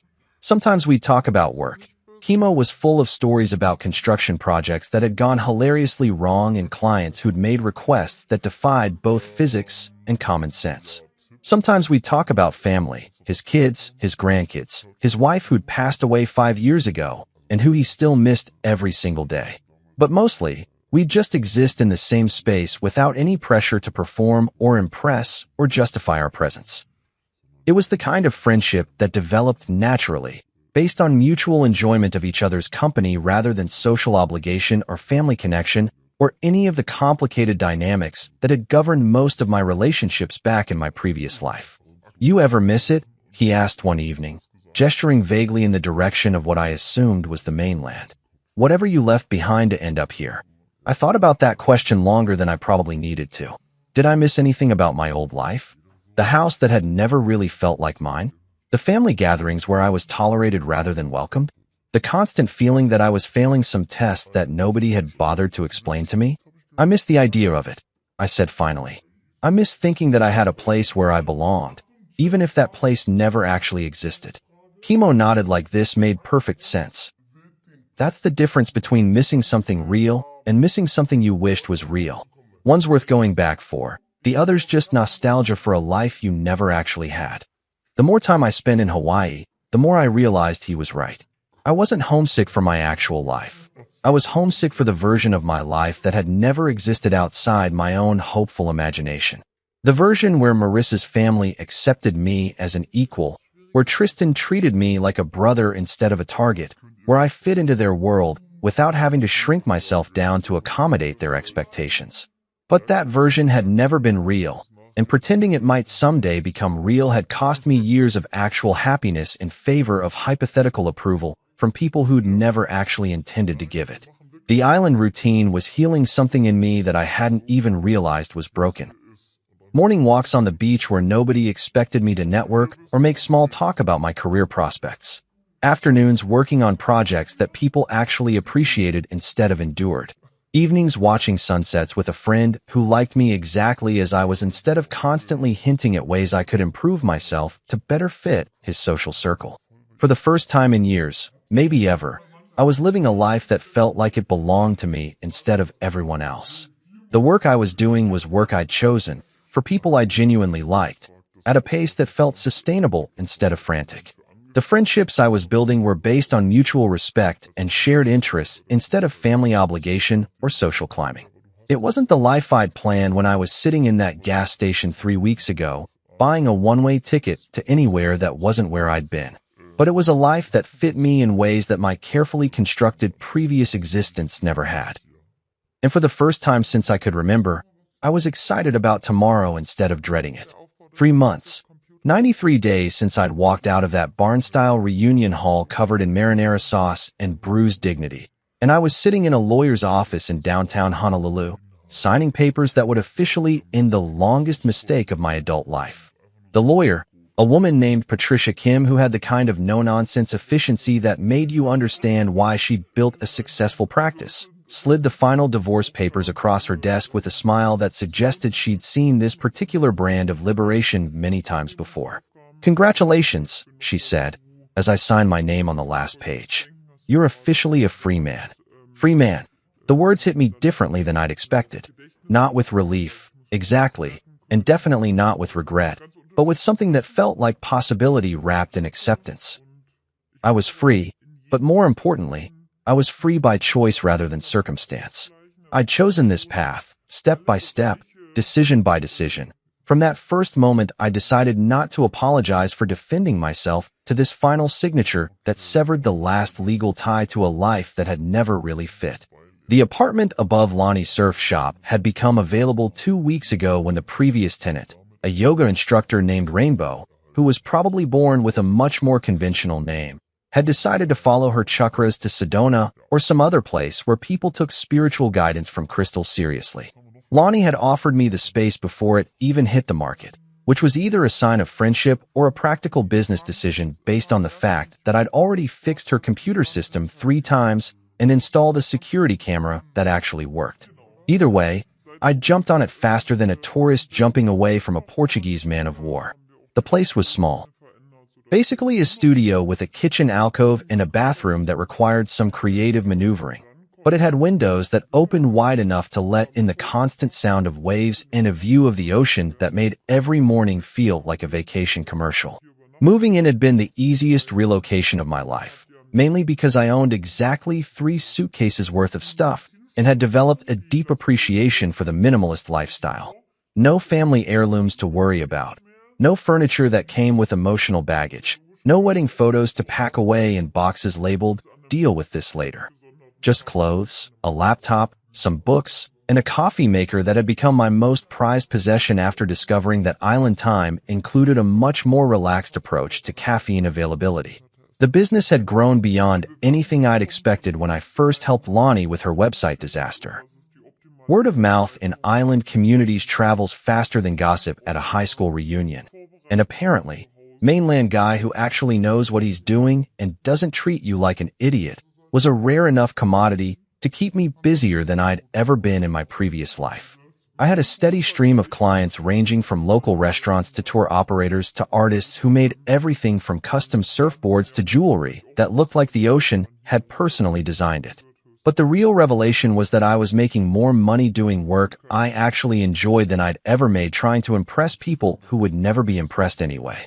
Turns out that when you're genuinely good at something and you work with people who appreciate what you do, the financial part tends to sort itself out without requiring family connections or social networking events that felt like endurance tests. The apartment came with a small desk that fit perfectly under the main window, positioned so I could look up from my laptop and watch surfers catching waves while I worked on whatever project was currently demanding my attention. Today it was a complete e-commerce overhaul for a local coffee roaster who'd been trying to sell his beans online using a system that looked like it had been designed by someone who'd heard about the internet, but never actually seen it. The ocean breeze carried through the open windows, rustling the curtains I'd bought at a local market from a woman who'd spent 20 minutes telling me about the traditional Hawaiian patterns while her granddaughter taught me how to pronounce mahalo correctly. It was the kind of interruption that would have driven me crazy in my old life, where every minute was scheduled and every interaction was measured against its potential value to my social standing. Here, it felt like the most natural thing in the world. Buying curtains from someone who cared about the history behind the patterns, learning a word that meant more than just thank you in a language that belonged to this place I was slowly becoming part of. My phone, which had become a tool for actual work instead of a device for delivering family drama, buzzed with a text from Chemo, Sunset Beer Summit in 1 hour. Tommy caught some Ono today, and Elena's bringing her famous mac salad. You in? I looked at my laptop screen, where about 3 hours of work remained on the coffee roaster's website, and realized something that would have shocked my former self. The work could wait. Not because I was lazy or irresponsible, but because I'd learned the difference between urgent and important, between other people's expectations and my own priorities. The website would get finished, the client would be happy, and the world would continue spinning without requiring me to sacrifice every moment of personal time on the altar of productivity. Definitely in. I texted back, closing the laptop and walking to the small closet where I kept the kind of clothes that prioritized comfort over appearance. Board shorts, t-shirts that had never seen an iron, and flip-flops that cost less than the socks I used to wear to family dinners. Walking down to the beach where our informal Friday group had started gathering, I passed the mirror that came with the apartment and caught a glimpse of someone I barely recognized. Tan from spending actual time outdoors instead of commuting between air-conditioned buildings. Relaxed in a way that went deeper than just the absence of stress. Happy, which was such a foreign concept that it had taken me weeks to identify the emotion correctly. The beach was already occupied by the usual suspects. Chemo with his cooler of beer and infinite supply of stories about construction mishaps. Tommy cleaning fish with the kind of expertise that comes from 40 years of knowing exactly how sharp your knife needs to be. Elena arranging food on a folding table like she was setting up for a photo shoot. And Lonnie emerging from her shop with a bag of ice and a grin that suggested she'd just closed a deal with some tourists who thought they were going to become professional surfers after one lesson. Mainland guy, Chemo called out, using the nickname that had somehow evolved from identifying description to term of endearment. Perfect timing. Tommy just finished telling us about the time he accidentally caught a monk seal and had to explain to the Coast Guard why he was hugging a federally protected species. This was my life now. Friday evening fish and beer with people who'd become family not through marriage or blood or social obligation, but through the simple process of choosing to show up for each other week after week. No dress code, no hidden agendas, no complex dynamics that required a decoder ring and a sociology degree to navigate. Just people who liked each other, sharing food and stories while the sun painted the sky in colors that never got old, no matter how many times you watched the show. I grabbed a beer from Chemo's cooler and settled into the sand, feeling the warmth that lingered from the day's sunshine and listening to Elena describe her latest jewelry project, while Tommy argued with Lonnie about the best bait for certain types of fish and Chemo planned his next home improvement disaster. Somewhere on the mainland, my former in-laws were probably still discussing my disappearance, still trying to figure out how to spin my departure into a story that made them look like the victims. Marissa had probably moved on, found someone more suitable to the family standards, someone who understood the importance of proper behavior at social gatherings and never confused self-respect with selfishness. And for the first time since I'd known any of them, I genuinely hoped they were happy. Not because I missed them or wanted to reconcile, but because their happiness was no longer connected to mine. They could live their lives according to their values, and I could live mine according to mine, and neither of us had to apologize for the incompatibility.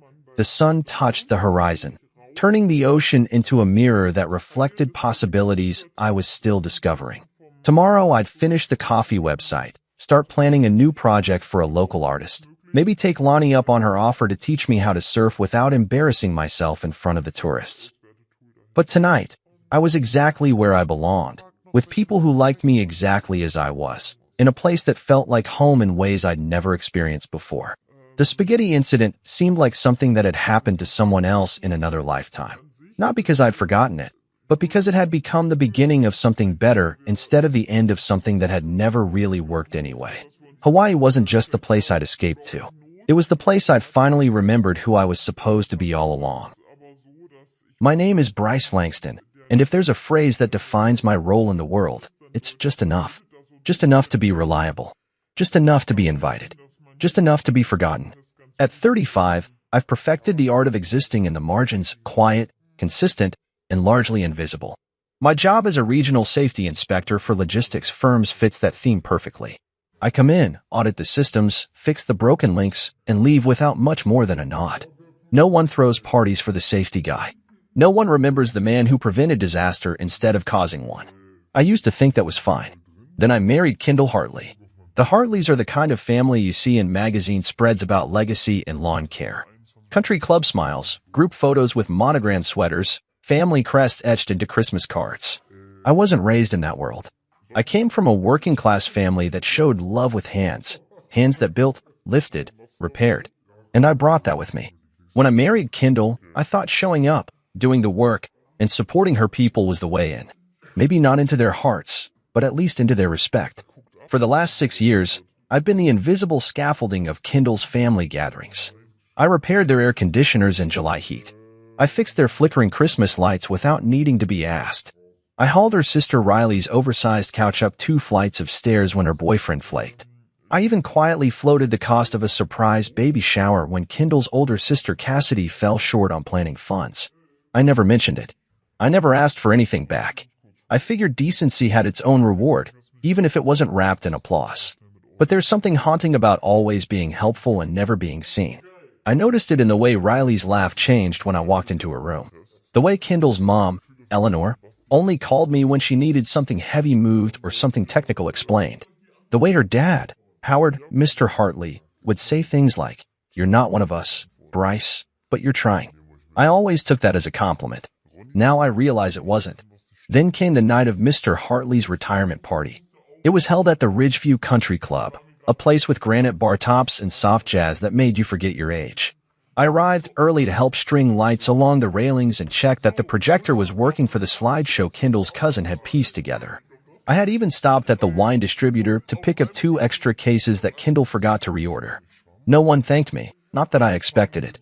As the guests trickled in, I watched the way the family worked the room. Riley in a gold dress laughing with someone from her law firm, Cassidy showing off baby photos to a cluster of admiring friends. Kendall looked radiant, to be fair. She always knew how to dress for a statement. And me? I stood by the drink table, nodding politely, answering the occasional question about lighting or setup. I delivered a short, heartfelt toast midway through the night. Nothing flashy. Just a few lines about how Howard had built more than a career. You built a legacy. It got the right amount of claps. Kendall leaned over and said, "That was sweet," before drifting off into another conversation that didn't include me. But what stayed with me, what anchored itself into my spine, was the seating chart. A laminated board by the main entrance, arranged like a wedding banquet. Rows of names under neat table numbers. I scanned it twice. My name wasn't there. I stood there for a moment too long, staring like it might magically appear. Then Riley's voice cut through the air behind me, something about Kendall's charity case. I turned around just in time to see her smirk fade when our eyes met. She didn't even flinch, just kept laughing with her wine glass tilted like royalty. I walked outside for air. The cold nipped at my collar, but it wasn't the weather that made me feel frozen. It was the realization that I didn't have a seat, not just at the table, but in the family. I was a placeholder, a +1 with a credit card, someone they tolerated because it was convenient. All that effort, all those weekends, all that silence I filled with service, meant nothing. I didn't yell, didn't storm out.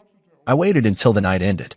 I helped clean up, loaded Kendall's trunk with leftover supplies, and drove home in silence while she scrolled through pictures and laughed at inside jokes I'd never be part of. That night, lying in bed next to the woman I married, I stared at the ceiling and whispered to myself, maybe they don't see you because you were never meant to be seen. But I saw them, all of them. And that was the beginning of everything changing. It was a warm evening, the kind where the sky holds on to daylight just a bit longer, reluctant to let go. We were still at the retirement party, and I was doing what I always did, hovering in the background, helping keep things running without drawing attention to myself. The lights were up, The drinks were flowing, and the air buzzed with polite laughter and polished conversation. I'd just finished giving a brief toast, nothing elaborate, just a few words to honor Mr. Hartley, who had, for all his faults, built a life his family was proud to inherit. When I sat down, Kendall leaned over and offered a quick, "That was sweet," before floating away again to mingle with someone from her father's old firm. I stayed near the back patio, a glass of sparkling water in my hand, watching the people I'd spent years trying to win over.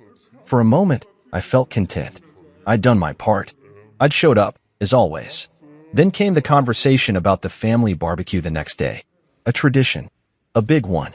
It was all they could talk about. The menu, the guest list, the setup, the new theme they were trying this year. I waited for the part where Kendall would loop me in, assign me a task, mention our arrival time, ask me to help with chairs like she usually did. But she didn't. Still trying to be useful, I stepped into the conversation and said, "I'll bring the dessert tomorrow. Got that bakery you all liked last Easter. They've got that peach cobbler again."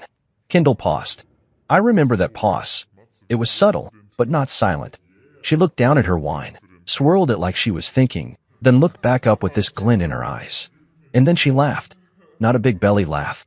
Just a short, dismissive chuckle, like a sound effect used to soften a blow.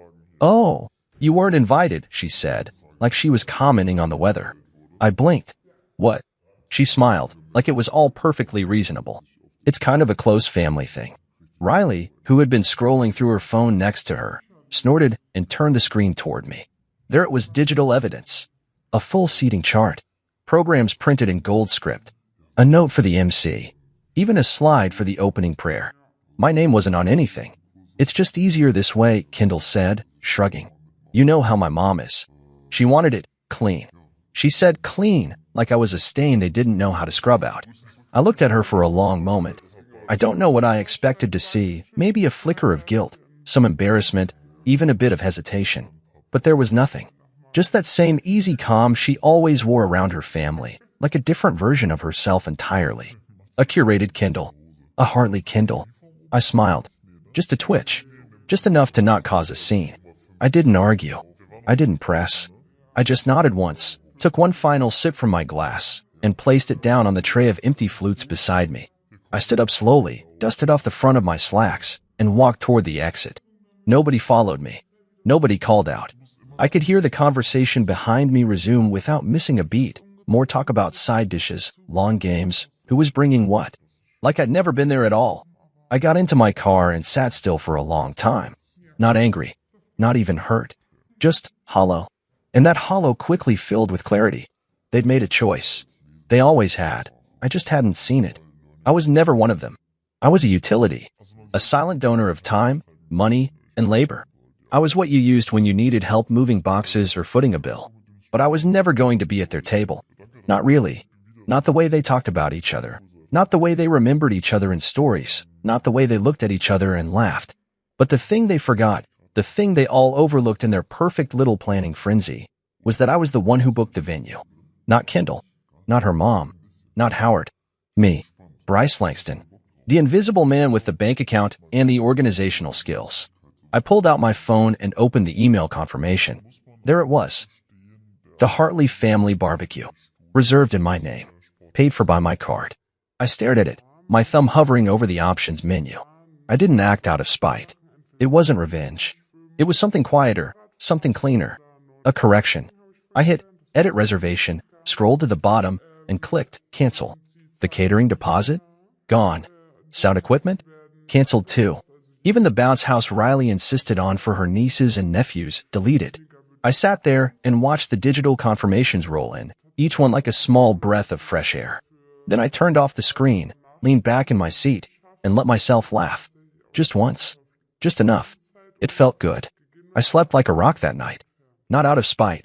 Not because I was proud of what I'd done, but because for the first time in months, maybe even years, I felt something close to peace. Real, full-bodied stillness. No internal monologue reminding me of what I didn't say, what I didn't do, what I should have tolerated. Just quiet. I didn't even hear Kendall come in. She slipped into bed hours later, probably thinking I was too embarrassed or too sensitive to speak. But I wasn't either of those things anymore. I was awake.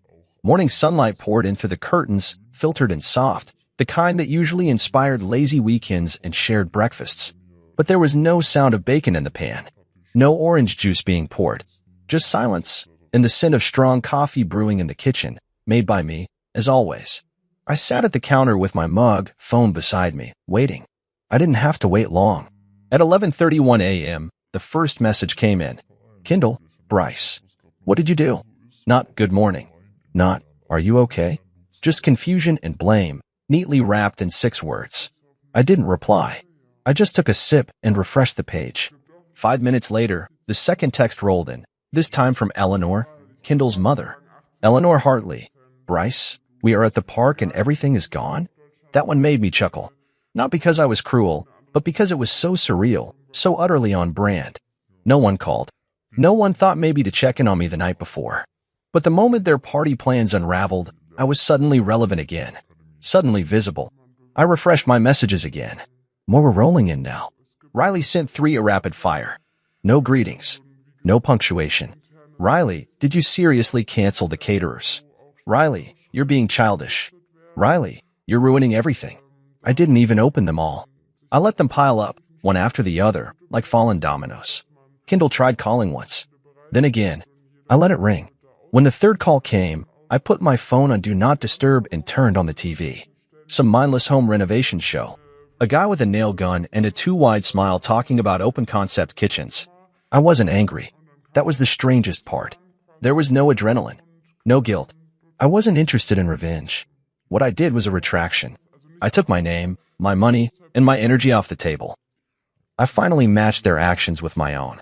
It wasn't even about the barbecue. Not really. It was about what it represented. All those years I stood by them, hands full of tools, arms sore from lifting furniture, wallet lighter from things they never reimbursed. I wasn't family. I was a resource.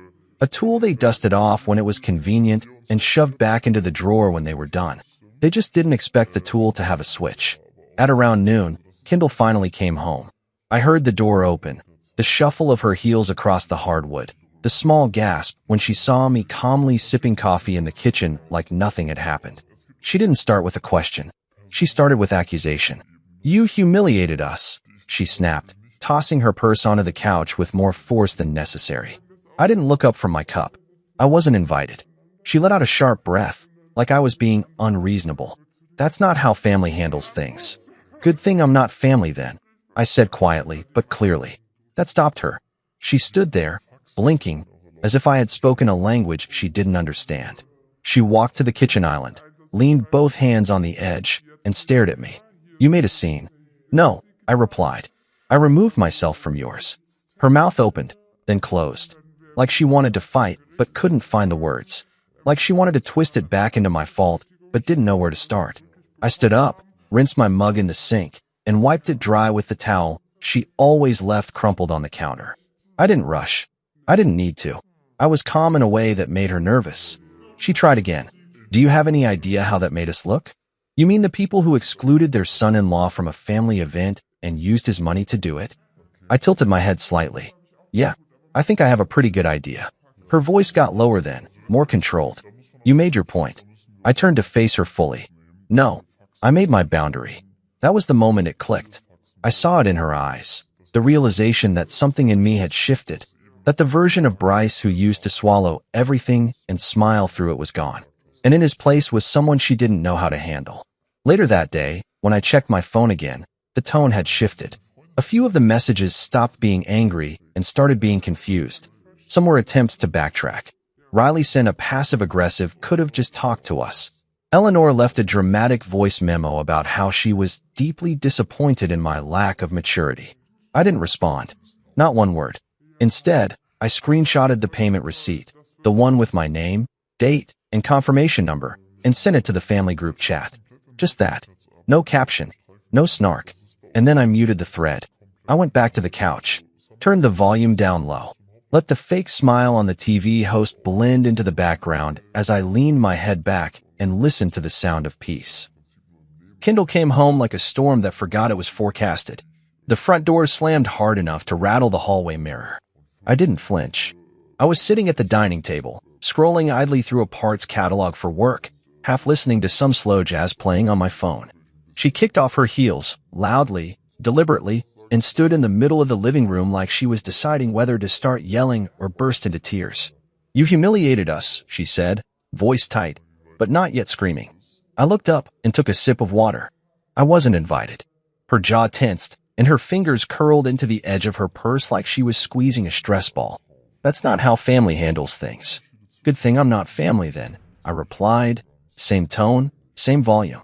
That line landed like a slap. She blinked twice, like her brain was buffering. There it was. That pause. That split second where her face cracked and tried to rearrange itself into something resembling indignation, but it didn't quite make it. "Bryce," she started, pacing now, arms flailing a little. "You canceled the entire thing. Do you know how many people had RSVP'd? We had speeches, music, lawn games. The kids were looking forward to that bounce house. Do you think this was just about you?" I leaned back in the chair, folded my arms across my chest, and said nothing. Because honestly, I was past the part where I needed to convince anyone of anything. "It was supposed to be fun," she continued, voice rising. "You made it personal." "No," I said calmly. "You made it personal when you looked me in the eye and told me I wasn't invited. You didn't whisper it. You didn't pull me aside. You said it casually, like I was some neighbor asking to borrow a lawn chair." Kendall rolled her eyes. "Oh, for God's sake. Riley said it would be easier. Less awkward. We just didn't want tension. You always make things tense around my family." I narrowed my eyes slightly. Do I make things tense? Or do I just remind them that there are consequences to treating people like they're invisible? She stared at me, lips parted like she was about to respond. But she didn't. Because she knew what I said wasn't wrong. What frustrated her wasn't that I canceled the party, it was that I finally acted in a way she couldn't preempt, couldn't soften with charm, couldn't control. Her phone buzzed on. The counter. Then again. Then again. She picked it up and grimaced. Probably Riley blowing up her messages or her mother calling for the 5th time today to deliver another melodramatic lecture. She silenced it and looked back at me with a gaze that was now part desperation, part confusion. "I just don't understand," she muttered. "Why now? Why this?" I stood and walked slowly toward the kitchen, grabbed the envelope I had pulled from the drawer earlier that morning, and handed it to her. She looked at it, confused, then opened it. Inside was a printed copy of the reservation confirmation for the barbecue venue. My name at the top, my credit card listed, the deposit breakdown, the cancellation confirmation underneath it all in bold. Her face turned pale. Not because she didn't know, but because seeing it on paper made it real. "You were okay taking my money," I said softly, "but not my presence." She sat down at the edge of the couch, suddenly quiet. Her shoulders slumped, and for a moment, she looked like a little girl who had just been caught sneaking out. Except she wasn't a kid. She was a grown woman who had let her family dictate the limits of our relationship and quietly agreed to exclude me from something I paid for. Later that evening, her sister Riley tried to FaceTime me. I declined it without hesitation, then declined the second attempt. When the third one came, I blocked the number for the night. I had nothing left to explain. Eleanor left me a voice memo, 3 minutes of righteous indignation. She called me petty, immature, and clearly not ready for the gravity of family obligation. I played it once, then deleted it. She said I should be ashamed, but I wasn't. For the first time in a long time, I actually felt proud of myself. I sent her a single message in response, a screenshot of the receipt and nothing else. 10 minutes later, I saw that she read it. That was the last I heard from her that day. But what caught me off guard was the message that came a few hours after sunset.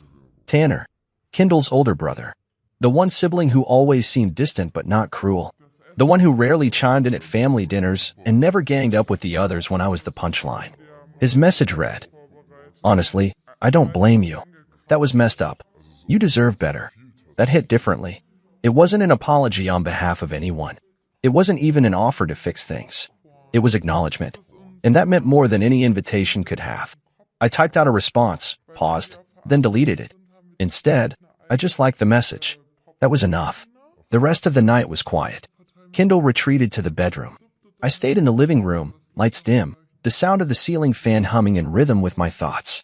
I didn't feel victorious. I felt resolved. Some fires don't need a spark. They start in silence, in slow dismissals, in subtle exclusions. And sometimes, the only way to put them out is to walk away from the smoke. The silence settled into the house like dust, soft, steady, and impossible to ignore. Kendall didn't speak to me for 2 days. Not one word. No yelling. No apologies. No quiet attempts to mend what she knew was broken. She moved through the house like a ghost with unfinished business, slamming drawers, shutting doors too hard, thudding her heels across the floor with unnecessary force. Each sound was a performance, not of anger, but of injured pride. She didn't want to fix what happened. She wanted to punish me for not letting it go. But I didn't flinch. Not once.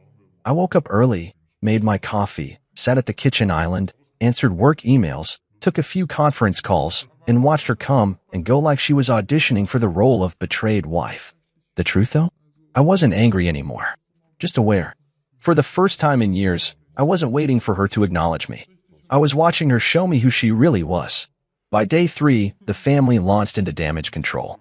Kendall's mom, Eleanor, posted a smiling group photo from the barbecue that wasn't, captioned with something like, "Sometimes, the best memories come from the most unexpected moments. Hartleys always make it work." It was a desperate attempt to control the narrative. The photo was awkward, too posed, and Mr. Hartley looked visibly confused, probably wondering why they were posing in front of an empty pavilion with no guests and half-set tables. Kendall untagged me in the few photos that had my name attached, like I was a phase she was trying to erase. Riley, unsurprisingly, went full scorched earth. She unfollowed me across every social media platform, sent a few indirect tweets about energy vampires and grown men who act like children. I didn't respond.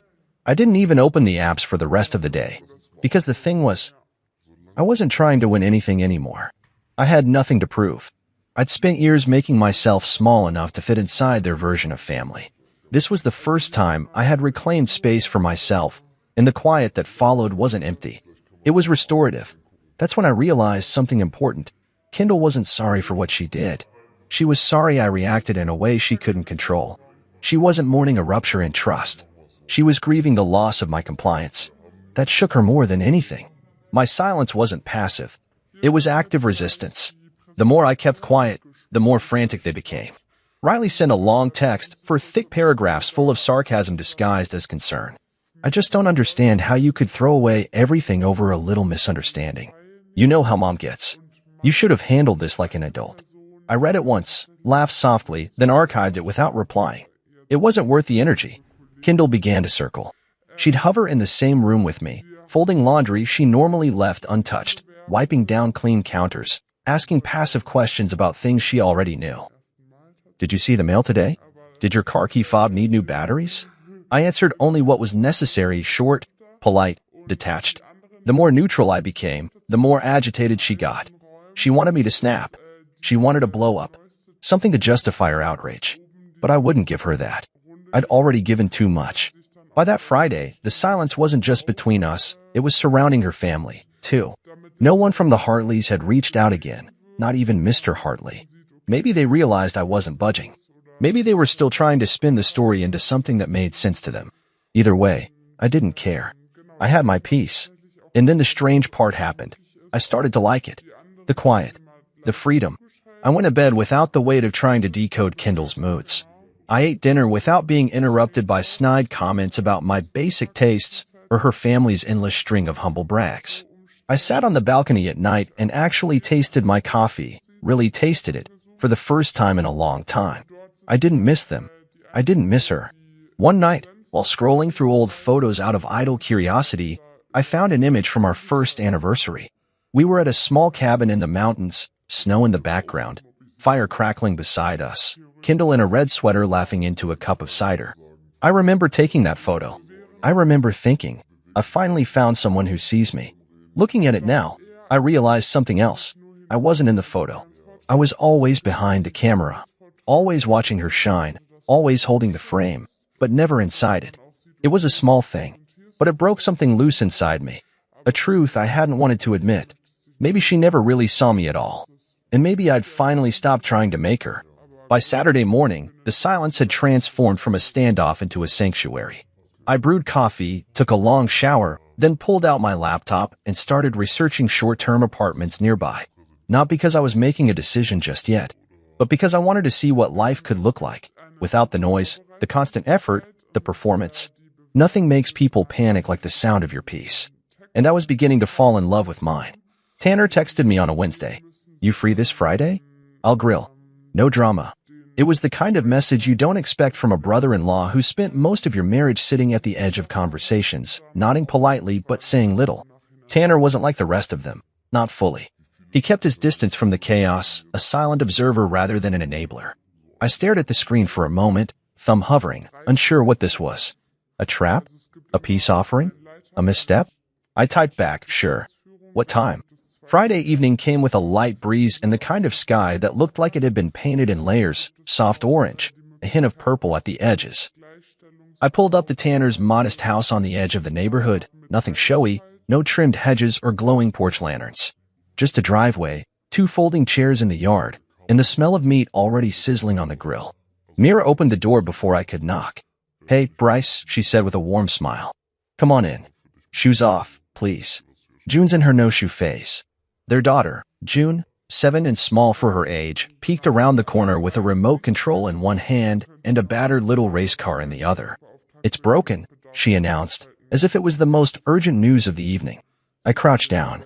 "Let me take a look." She handed it over like she was giving me sacred treasure. I sat on the floor with her for 10 minutes, unscrewing the battery casing, rewiring a loose connector, showing her how the antenna needed to be upright. She watched closely, eyes wide, like I was some kind of magician. "You fixed it," she shouted, racing it in uneven circles around the kitchen tile. Tanner chuckled from the backyard as I stepped outside. "Guess you still got the magic touch," he said, handing me a cold beer. "Thanks for coming, man." Mira was a little nervous you'd say no. I shrugged, taking a sip. Didn't see a reason to. We settled into a rhythm, just the 4 of us. No tension, no side eyes, no careful dodging of verbal landmines. Mira played music from her phone, some acoustic playlist with just enough bass to tap your foot to, and June flitted between us with her car, offering updates like a pint-sized race commentator. Dinner was simple: grilled chicken, corn on the cob, some kind of garlic bread Mira had baked herself. I didn't realize how much I missed food made without the pressure of perfection. No platters arranged by color, no table settings dictated by Pinterest boards. Just warm food, warm people, and space to breathe. Mira passed me another drink halfway through the meal and said, "Tanner said you're the only one in that family with a spine." I nearly laughed. "That can't be true. I'm the guy who used to fix their gutters in the rain." "Yeah, but you're also the guy who finally stopped letting them walk all over him," she said. "That counts." Tanner nodded beside her, chewing quietly, then said, "It's about time someone held up a mirror." I leaned back in my chair, staring up at the stars as they blinked into view one by one. I hadn't done that in a long time, just looked up. Felt the night stretch over me like a blanket that didn't need straightening. And in that moment, I realized something. I wasn't sad. I didn't miss Kindle. I didn't miss the noise, the image management, the endless performance of being a good husband to a woman who graded me silently on a scale I never understood. I didn't miss her family. I didn't miss pretending. After dinner, we sat around a small fire pit in their yard. June had gone to bed, and Mira excused herself to start cleaning up. Tanner and I sat in comfortable silence until he spoke again. "They don't know how to deal with someone who doesn't beg for approval," he said. I looked over. "You mean me?" "I mean you now. The old you?" "Maybe. But the guy who canceled a whole event because he got disrespected? That guy scares them." I chuckled. "Good." Tanner leaned forward, poking the fire with a stick. "I think they forgot you were a person. You just became part of the furniture. The guy who brings the toolbox. The guy who shows up." I nodded. "And disappears when they're done with him." He turned to me, voice quiet. "I see you, Bryce. For what it's worth." And that hit me harder than I expected. It wasn't grand. It wasn't loud. But it was real. On the drive home, I passed the Hartley house. Lights glowing on the porch. Cars lined up along the curb. Another dinner party, no doubt. Kendall's voice probably carried through the walls, perfectly rehearsed. Riley laughing like she owned the air. Eleanor probably sitting at the head of the table, orchestrating it all. I didn't slow down. I didn't roll down the window. I didn't feel bitter. Just free. It hit me then. Not every door left ajar needs to be walked through. Some are meant to stay closed. Some are meant to remind you that not all rooms are worth being in, even if the table looks pretty. And that night, for the first time in a long time, I didn't feel like a man shut out of a family. I felt like someone who finally walked out. Kindle cracked on a Tuesday morning. No warning. No build-up. Just silence over coffee until, suddenly, there wasn't. "Can we talk?" she asked, not quite looking at me, her hands wrapped tight around her mug like it might keep her grounded. I set my spoon down beside the oatmeal I hadn't touched. Sure. She sat across from me, posture too straight, face composed but cracking at the corners. She looked like someone preparing for a deposition, not a conversation with her husband. That alone told me everything about where this was heading. I wanted to explain, she began, her tone soft, like I might break if she spoke too harshly. The whole barbecue thing. It was Riley's idea, not mine. She thought maybe you'd make it awkward with Mom after that thing last Thanksgiving. I raised an eyebrow. The thing where I refused to fix the sink while everyone else was eating dessert? Kendall shifted in her seat, eyes flicking to the side. It wasn't about that. It was just they thought it might be easier. Less tense. And you agreed. She hesitated. That half-second pause where guilt tries to make room for itself, but pride doesn't step aside. I didn't fight it. That landed with a dull thud between us. I waited, letting the silence stretch, watching her squirm. She hated quiet when it wasn't under her control. But I didn't mean for it to go like that, she added quickly. I didn't think you'd take it so personally. I leaned forward just slightly. That's the problem, Kendall. You didn't think about me at all. She blinked, clearly not expecting that tone from me. The old Bryce would have softened it, wrapped it in disclaimers and self-blame. But that man had left the room weeks ago. You didn't think about how it would feel to be left out. You didn't think about what it meant for me to find out like that. At a table I helped set up, holding a drink I paid for, standing next to people I thought I'd earned some kind of place with. I shook my head. You didn't think. You just let it happen. She rubbed her forehead, the guilt starting to fight its way through. I don't know what you want me to say, Bryce. I want you to tell me the truth, I said quietly. Did you think I didn't deserve to be there?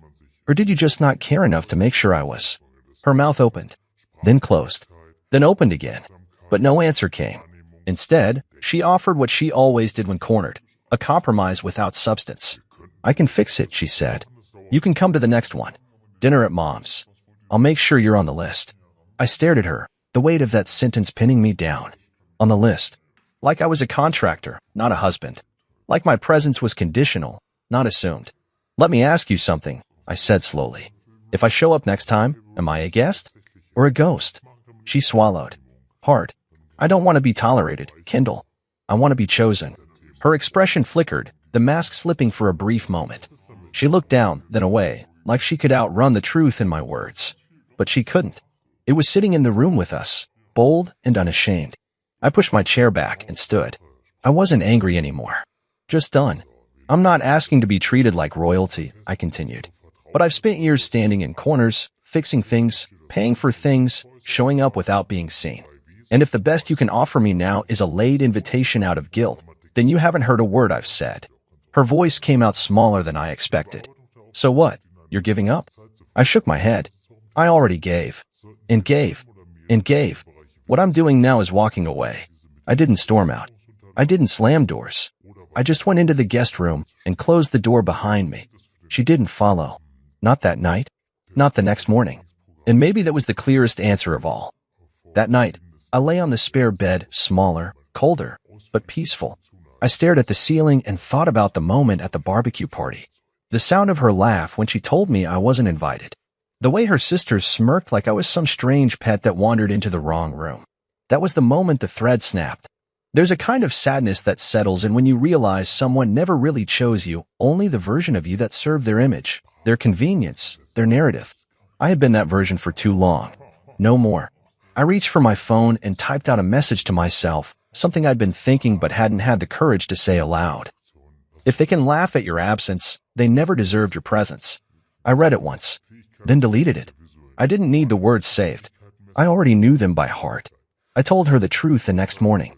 Not with yelling, not with dramatics, just with the calm precision that comes when you've already left a place in your mind long before your feet follow. She stood in the doorway of the kitchen, clutching a coffee mug like it was armor. Her eyes were rimmed with the kind of exhaustion that didn't come from sleep deprivation but from the slow unraveling of control. For once, she wasn't dressed for the day. No lipstick, no blazer, just a faded college t-shirt and cotton shorts, like she knew whatever was coming didn't deserve a costume. I don't want to be tolerated, I said, stirring my coffee slowly. I want to be chosen. She leaned against the frame, brow furrowed like she didn't quite understand. So what? You're done? I didn't flinch. I already was. You just didn't notice. The silence that followed wasn't sad. It was still, hollow. She didn't argue, didn't beg. And that was what confirmed it for me. There was no fight because there was nothing left to fight for. I packed slowly, not because I was unsure, but because I wanted to be deliberate.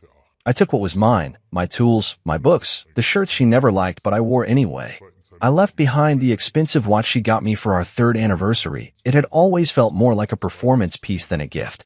I left the tie she bought to help you fit in at family functions, because now I knew that tie was never meant for me, it was for them. I didn't touch her things. I didn't write a long note. Just a short one, folded neatly and placed on the kitchen table under her favorite ceramic mug. You don't have to remember the people you used, but they remember you. Every time you laugh at them. That was all I had to say. Not out of bitterness, not out of spite, but because I knew she'd read it again and again trying to decide if I meant it as a threat, a warning, or a goodbye. It was all 3. The apartment I moved into was nothing fancy. A 1-bedroom on the 2nd floor of a building that smelled like fresh paint and something faintly lemony. There was no view, no fireplace. But the lock worked, the water pressure was solid, and the silence didn't feel like punishment, it felt like a reset.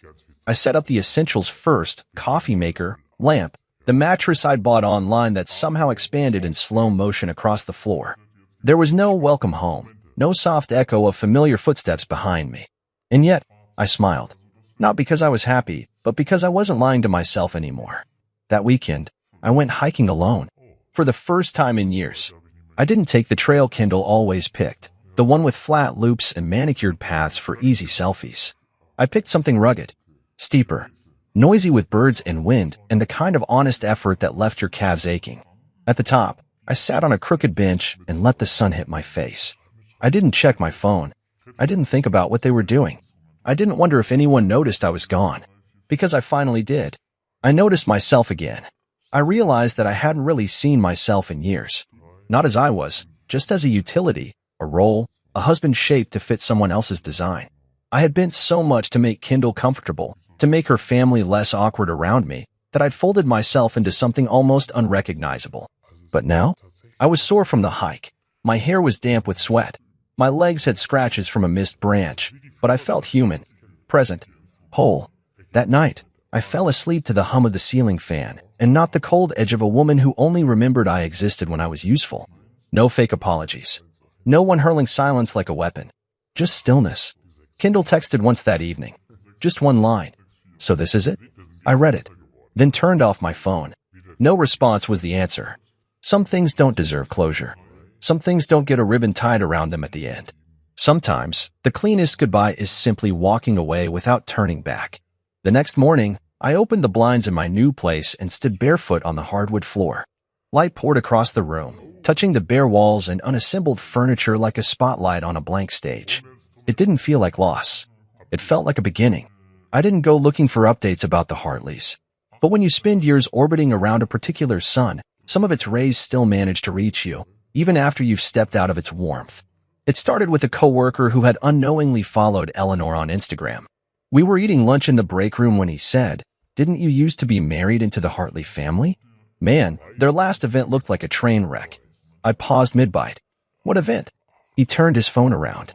A blurry photo of plastic folding chairs, mismatched tablecloths, and someone trying to light citronella candles with a broken lighter. Beneath the post, Eleanor had written a caption dripping in artificial cheer. Sometimes plans fall through, but love shows up anyway. Hartley family barbecue, take 2. There was no bounce house, no band, no carefully curated ambience. Just a dozen people in lawn chairs looking confused. I recognized the park, smaller than the original venue, one without a pavilion, just 2 overworked picnic tables and a patch of shade under a tired oak. Rumors began to swirl after that. Tanner told me first. He'd stopped by the apartment with some leftover pizza and a 6-pack, unannounced but welcome.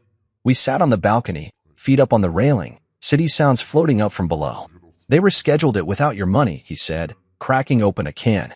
No vendors, no equipment. They forgot to rent coolers. The food sat in the sun. One of the uncles got heat stroke.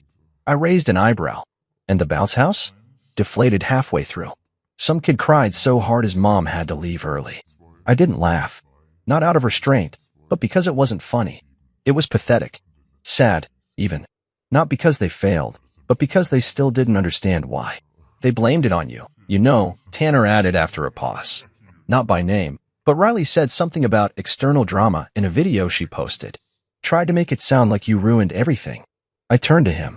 And what did the comments say? He smirked. Let's just say not everyone bought it. Couple of your old colleagues commented. One guy said, Bryce was always the one holding things together. The rest of the replies were not flattering. I let that sit between us for a moment. Then I exhaled slowly and took a sip of my drink.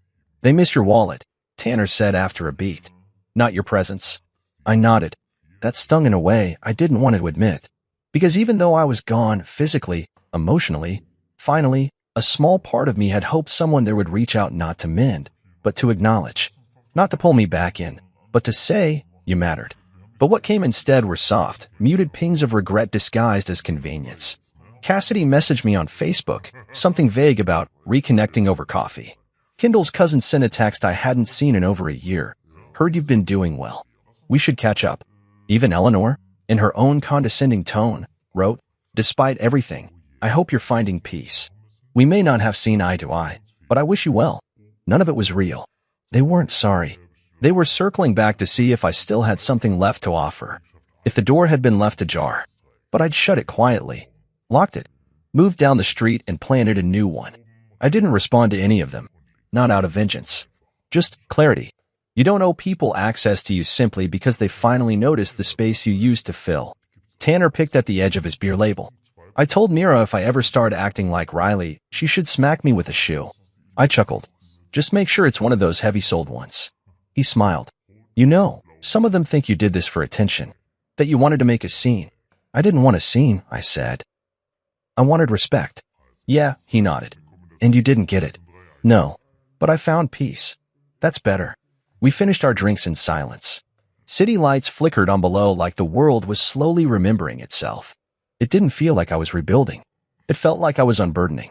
The next morning, I cleaned out the last of the moving boxes, tossing old receipts, expired warranties, bits of junk I'd clung to for no reason. I found an old Hartley family calendar, a thick cardstock printout from 3 Christmases ago. My name wasn't on it. Even then, I held it for a moment, then folded it twice and tossed it in the trash. That afternoon, I went for a walk downtown. The air was crisp, the sidewalks full of strangers with nothing to prove. I passed a coffee shop, paused, then walked inside. Sat by the window, ordered something I hadn't tried before. Vanilla oat latte. I pulled out a book and started reading. And for the first time in years, I wasn't scanning the room for approval. I wasn't hoping to be seen. I was just there. Fully. Finally. 6 months later, my living room smelled like barbecue sauce, vanilla candles, and something unmistakably warm, something that didn't come from a thermostat or a stovetop. It came from laughter. From voices overlapping as stories were told and retold. From a room that wasn't filled with people who shared blood, but people who shared respect. I was hosting my first birthday dinner in years. Not a grand affair. No ballroom. No curated playlist reviewed by Kendall's sister. Just 7 people. My closest friend from work. My neighbor from downstairs who once helped me carry a broken shelf up 3 flights of stairs. A guy from the auto shop who'd become an unlikely confidant. And Tanner and Mira, of course. With June, who burst through the door holding a handmade card decorated in more glitter glue than paper. For you, she shouted. It has a dinosaur in a party hat. And it did. A crooked green T-Rex with sparkly teeth and a balloon tied to its tail. I bent down, taking it like it was priceless. This might be the best card I've ever gotten. She beamed and ran off to show someone her new toy. Mira leaned in and handed me a foil-covered pan. Mac and cheese. The real kind. With 3 cheeses and no judgment. The table wasn't set with matching plates. Some of the chairs didn't belong together. I had to borrow a few from the building manager, who said, "You finally throwing a party, Langston?" with a wink. I didn't call it a party. I just said I was having dinner with good people. I grilled ribs. Burned the first batch a little. No one cared. The drinks were cold. The music was an old soul playlist I liked. Tanner brought his famous grilled corn, and June insisted on setting the table fancy, which meant every napkin had a crayon drawing tucked under it. We sat. We ate. We laughed. And not once did I wonder if I belonged. Not once did I feel like a shadow at the edge of someone else's spotlight. At one point, Mira raised her glass and tapped it gently with her fork. The room quieted just enough. To Bryce, she said, smiling in that effortless way she had. To the man who knew when to walk away, and the courage it took to finally say, I deserve more. The table clinked with echoing cheers. My throat tightened, not because I was sad, but because I was full. Full in a way I hadn't been in years. I looked around the table. No monogrammed napkins, no family crest carved into wood, no forced smiles. Just real ones. A guy from my building leaned in, wiping barbecue sauce off his chin. Man, you know how to host. I laughed. That's just code for, you didn't overthink it. He grinned. Exactly. Later that night, when most of the dishes were done and June had fallen asleep with her head on Myra's lap, Tanner joined me on the small balcony. He handed me a beer and looked out into the quiet night. You did it, he said. Did what? Built something new. I let the words sink in. Not like a compliment, but like a confirmation. Something true, something earned. I didn't know I needed to, I said, until I left what I thought I had. Yeah, well, he said, cracking open his bottle. Sometimes the family you build makes more sense than the one you married into. We sat in silence, watching the streetlights flicker and cars roll by. I thought about the old days, dinners where I was dressed right, said all the right things, paid the bill, smiled through the condescension, and went home feeling emptier than when I arrived. I thought about Kendall's laugh when she told me I wasn't invited, the smirk on Riley's face, the way I stood there, invisible in plain sight. And now here I was, a second-floor apartment, folding chairs, glitter-glue dinosaurs, laughter spilling from a place that felt lived in, not performed. I wasn't trying to be part of their family anymore. I'd built one of my own, not out of defiance, not to prove a point, but because peace is the kind of thing that doesn't shout, it hums. It moves through spaces you didn't know needed filling, and it stays. When the last guest left and the apartment fell into the hush of post-celebration, I turned off the lights, sat at the table, and looked at the empty plates, the crumpled napkins, the sticky fingerprints on the side of a glass. Evidence, not of a party, but of presence. This time, I wasn't standing in the shadows. I was at the head of the table,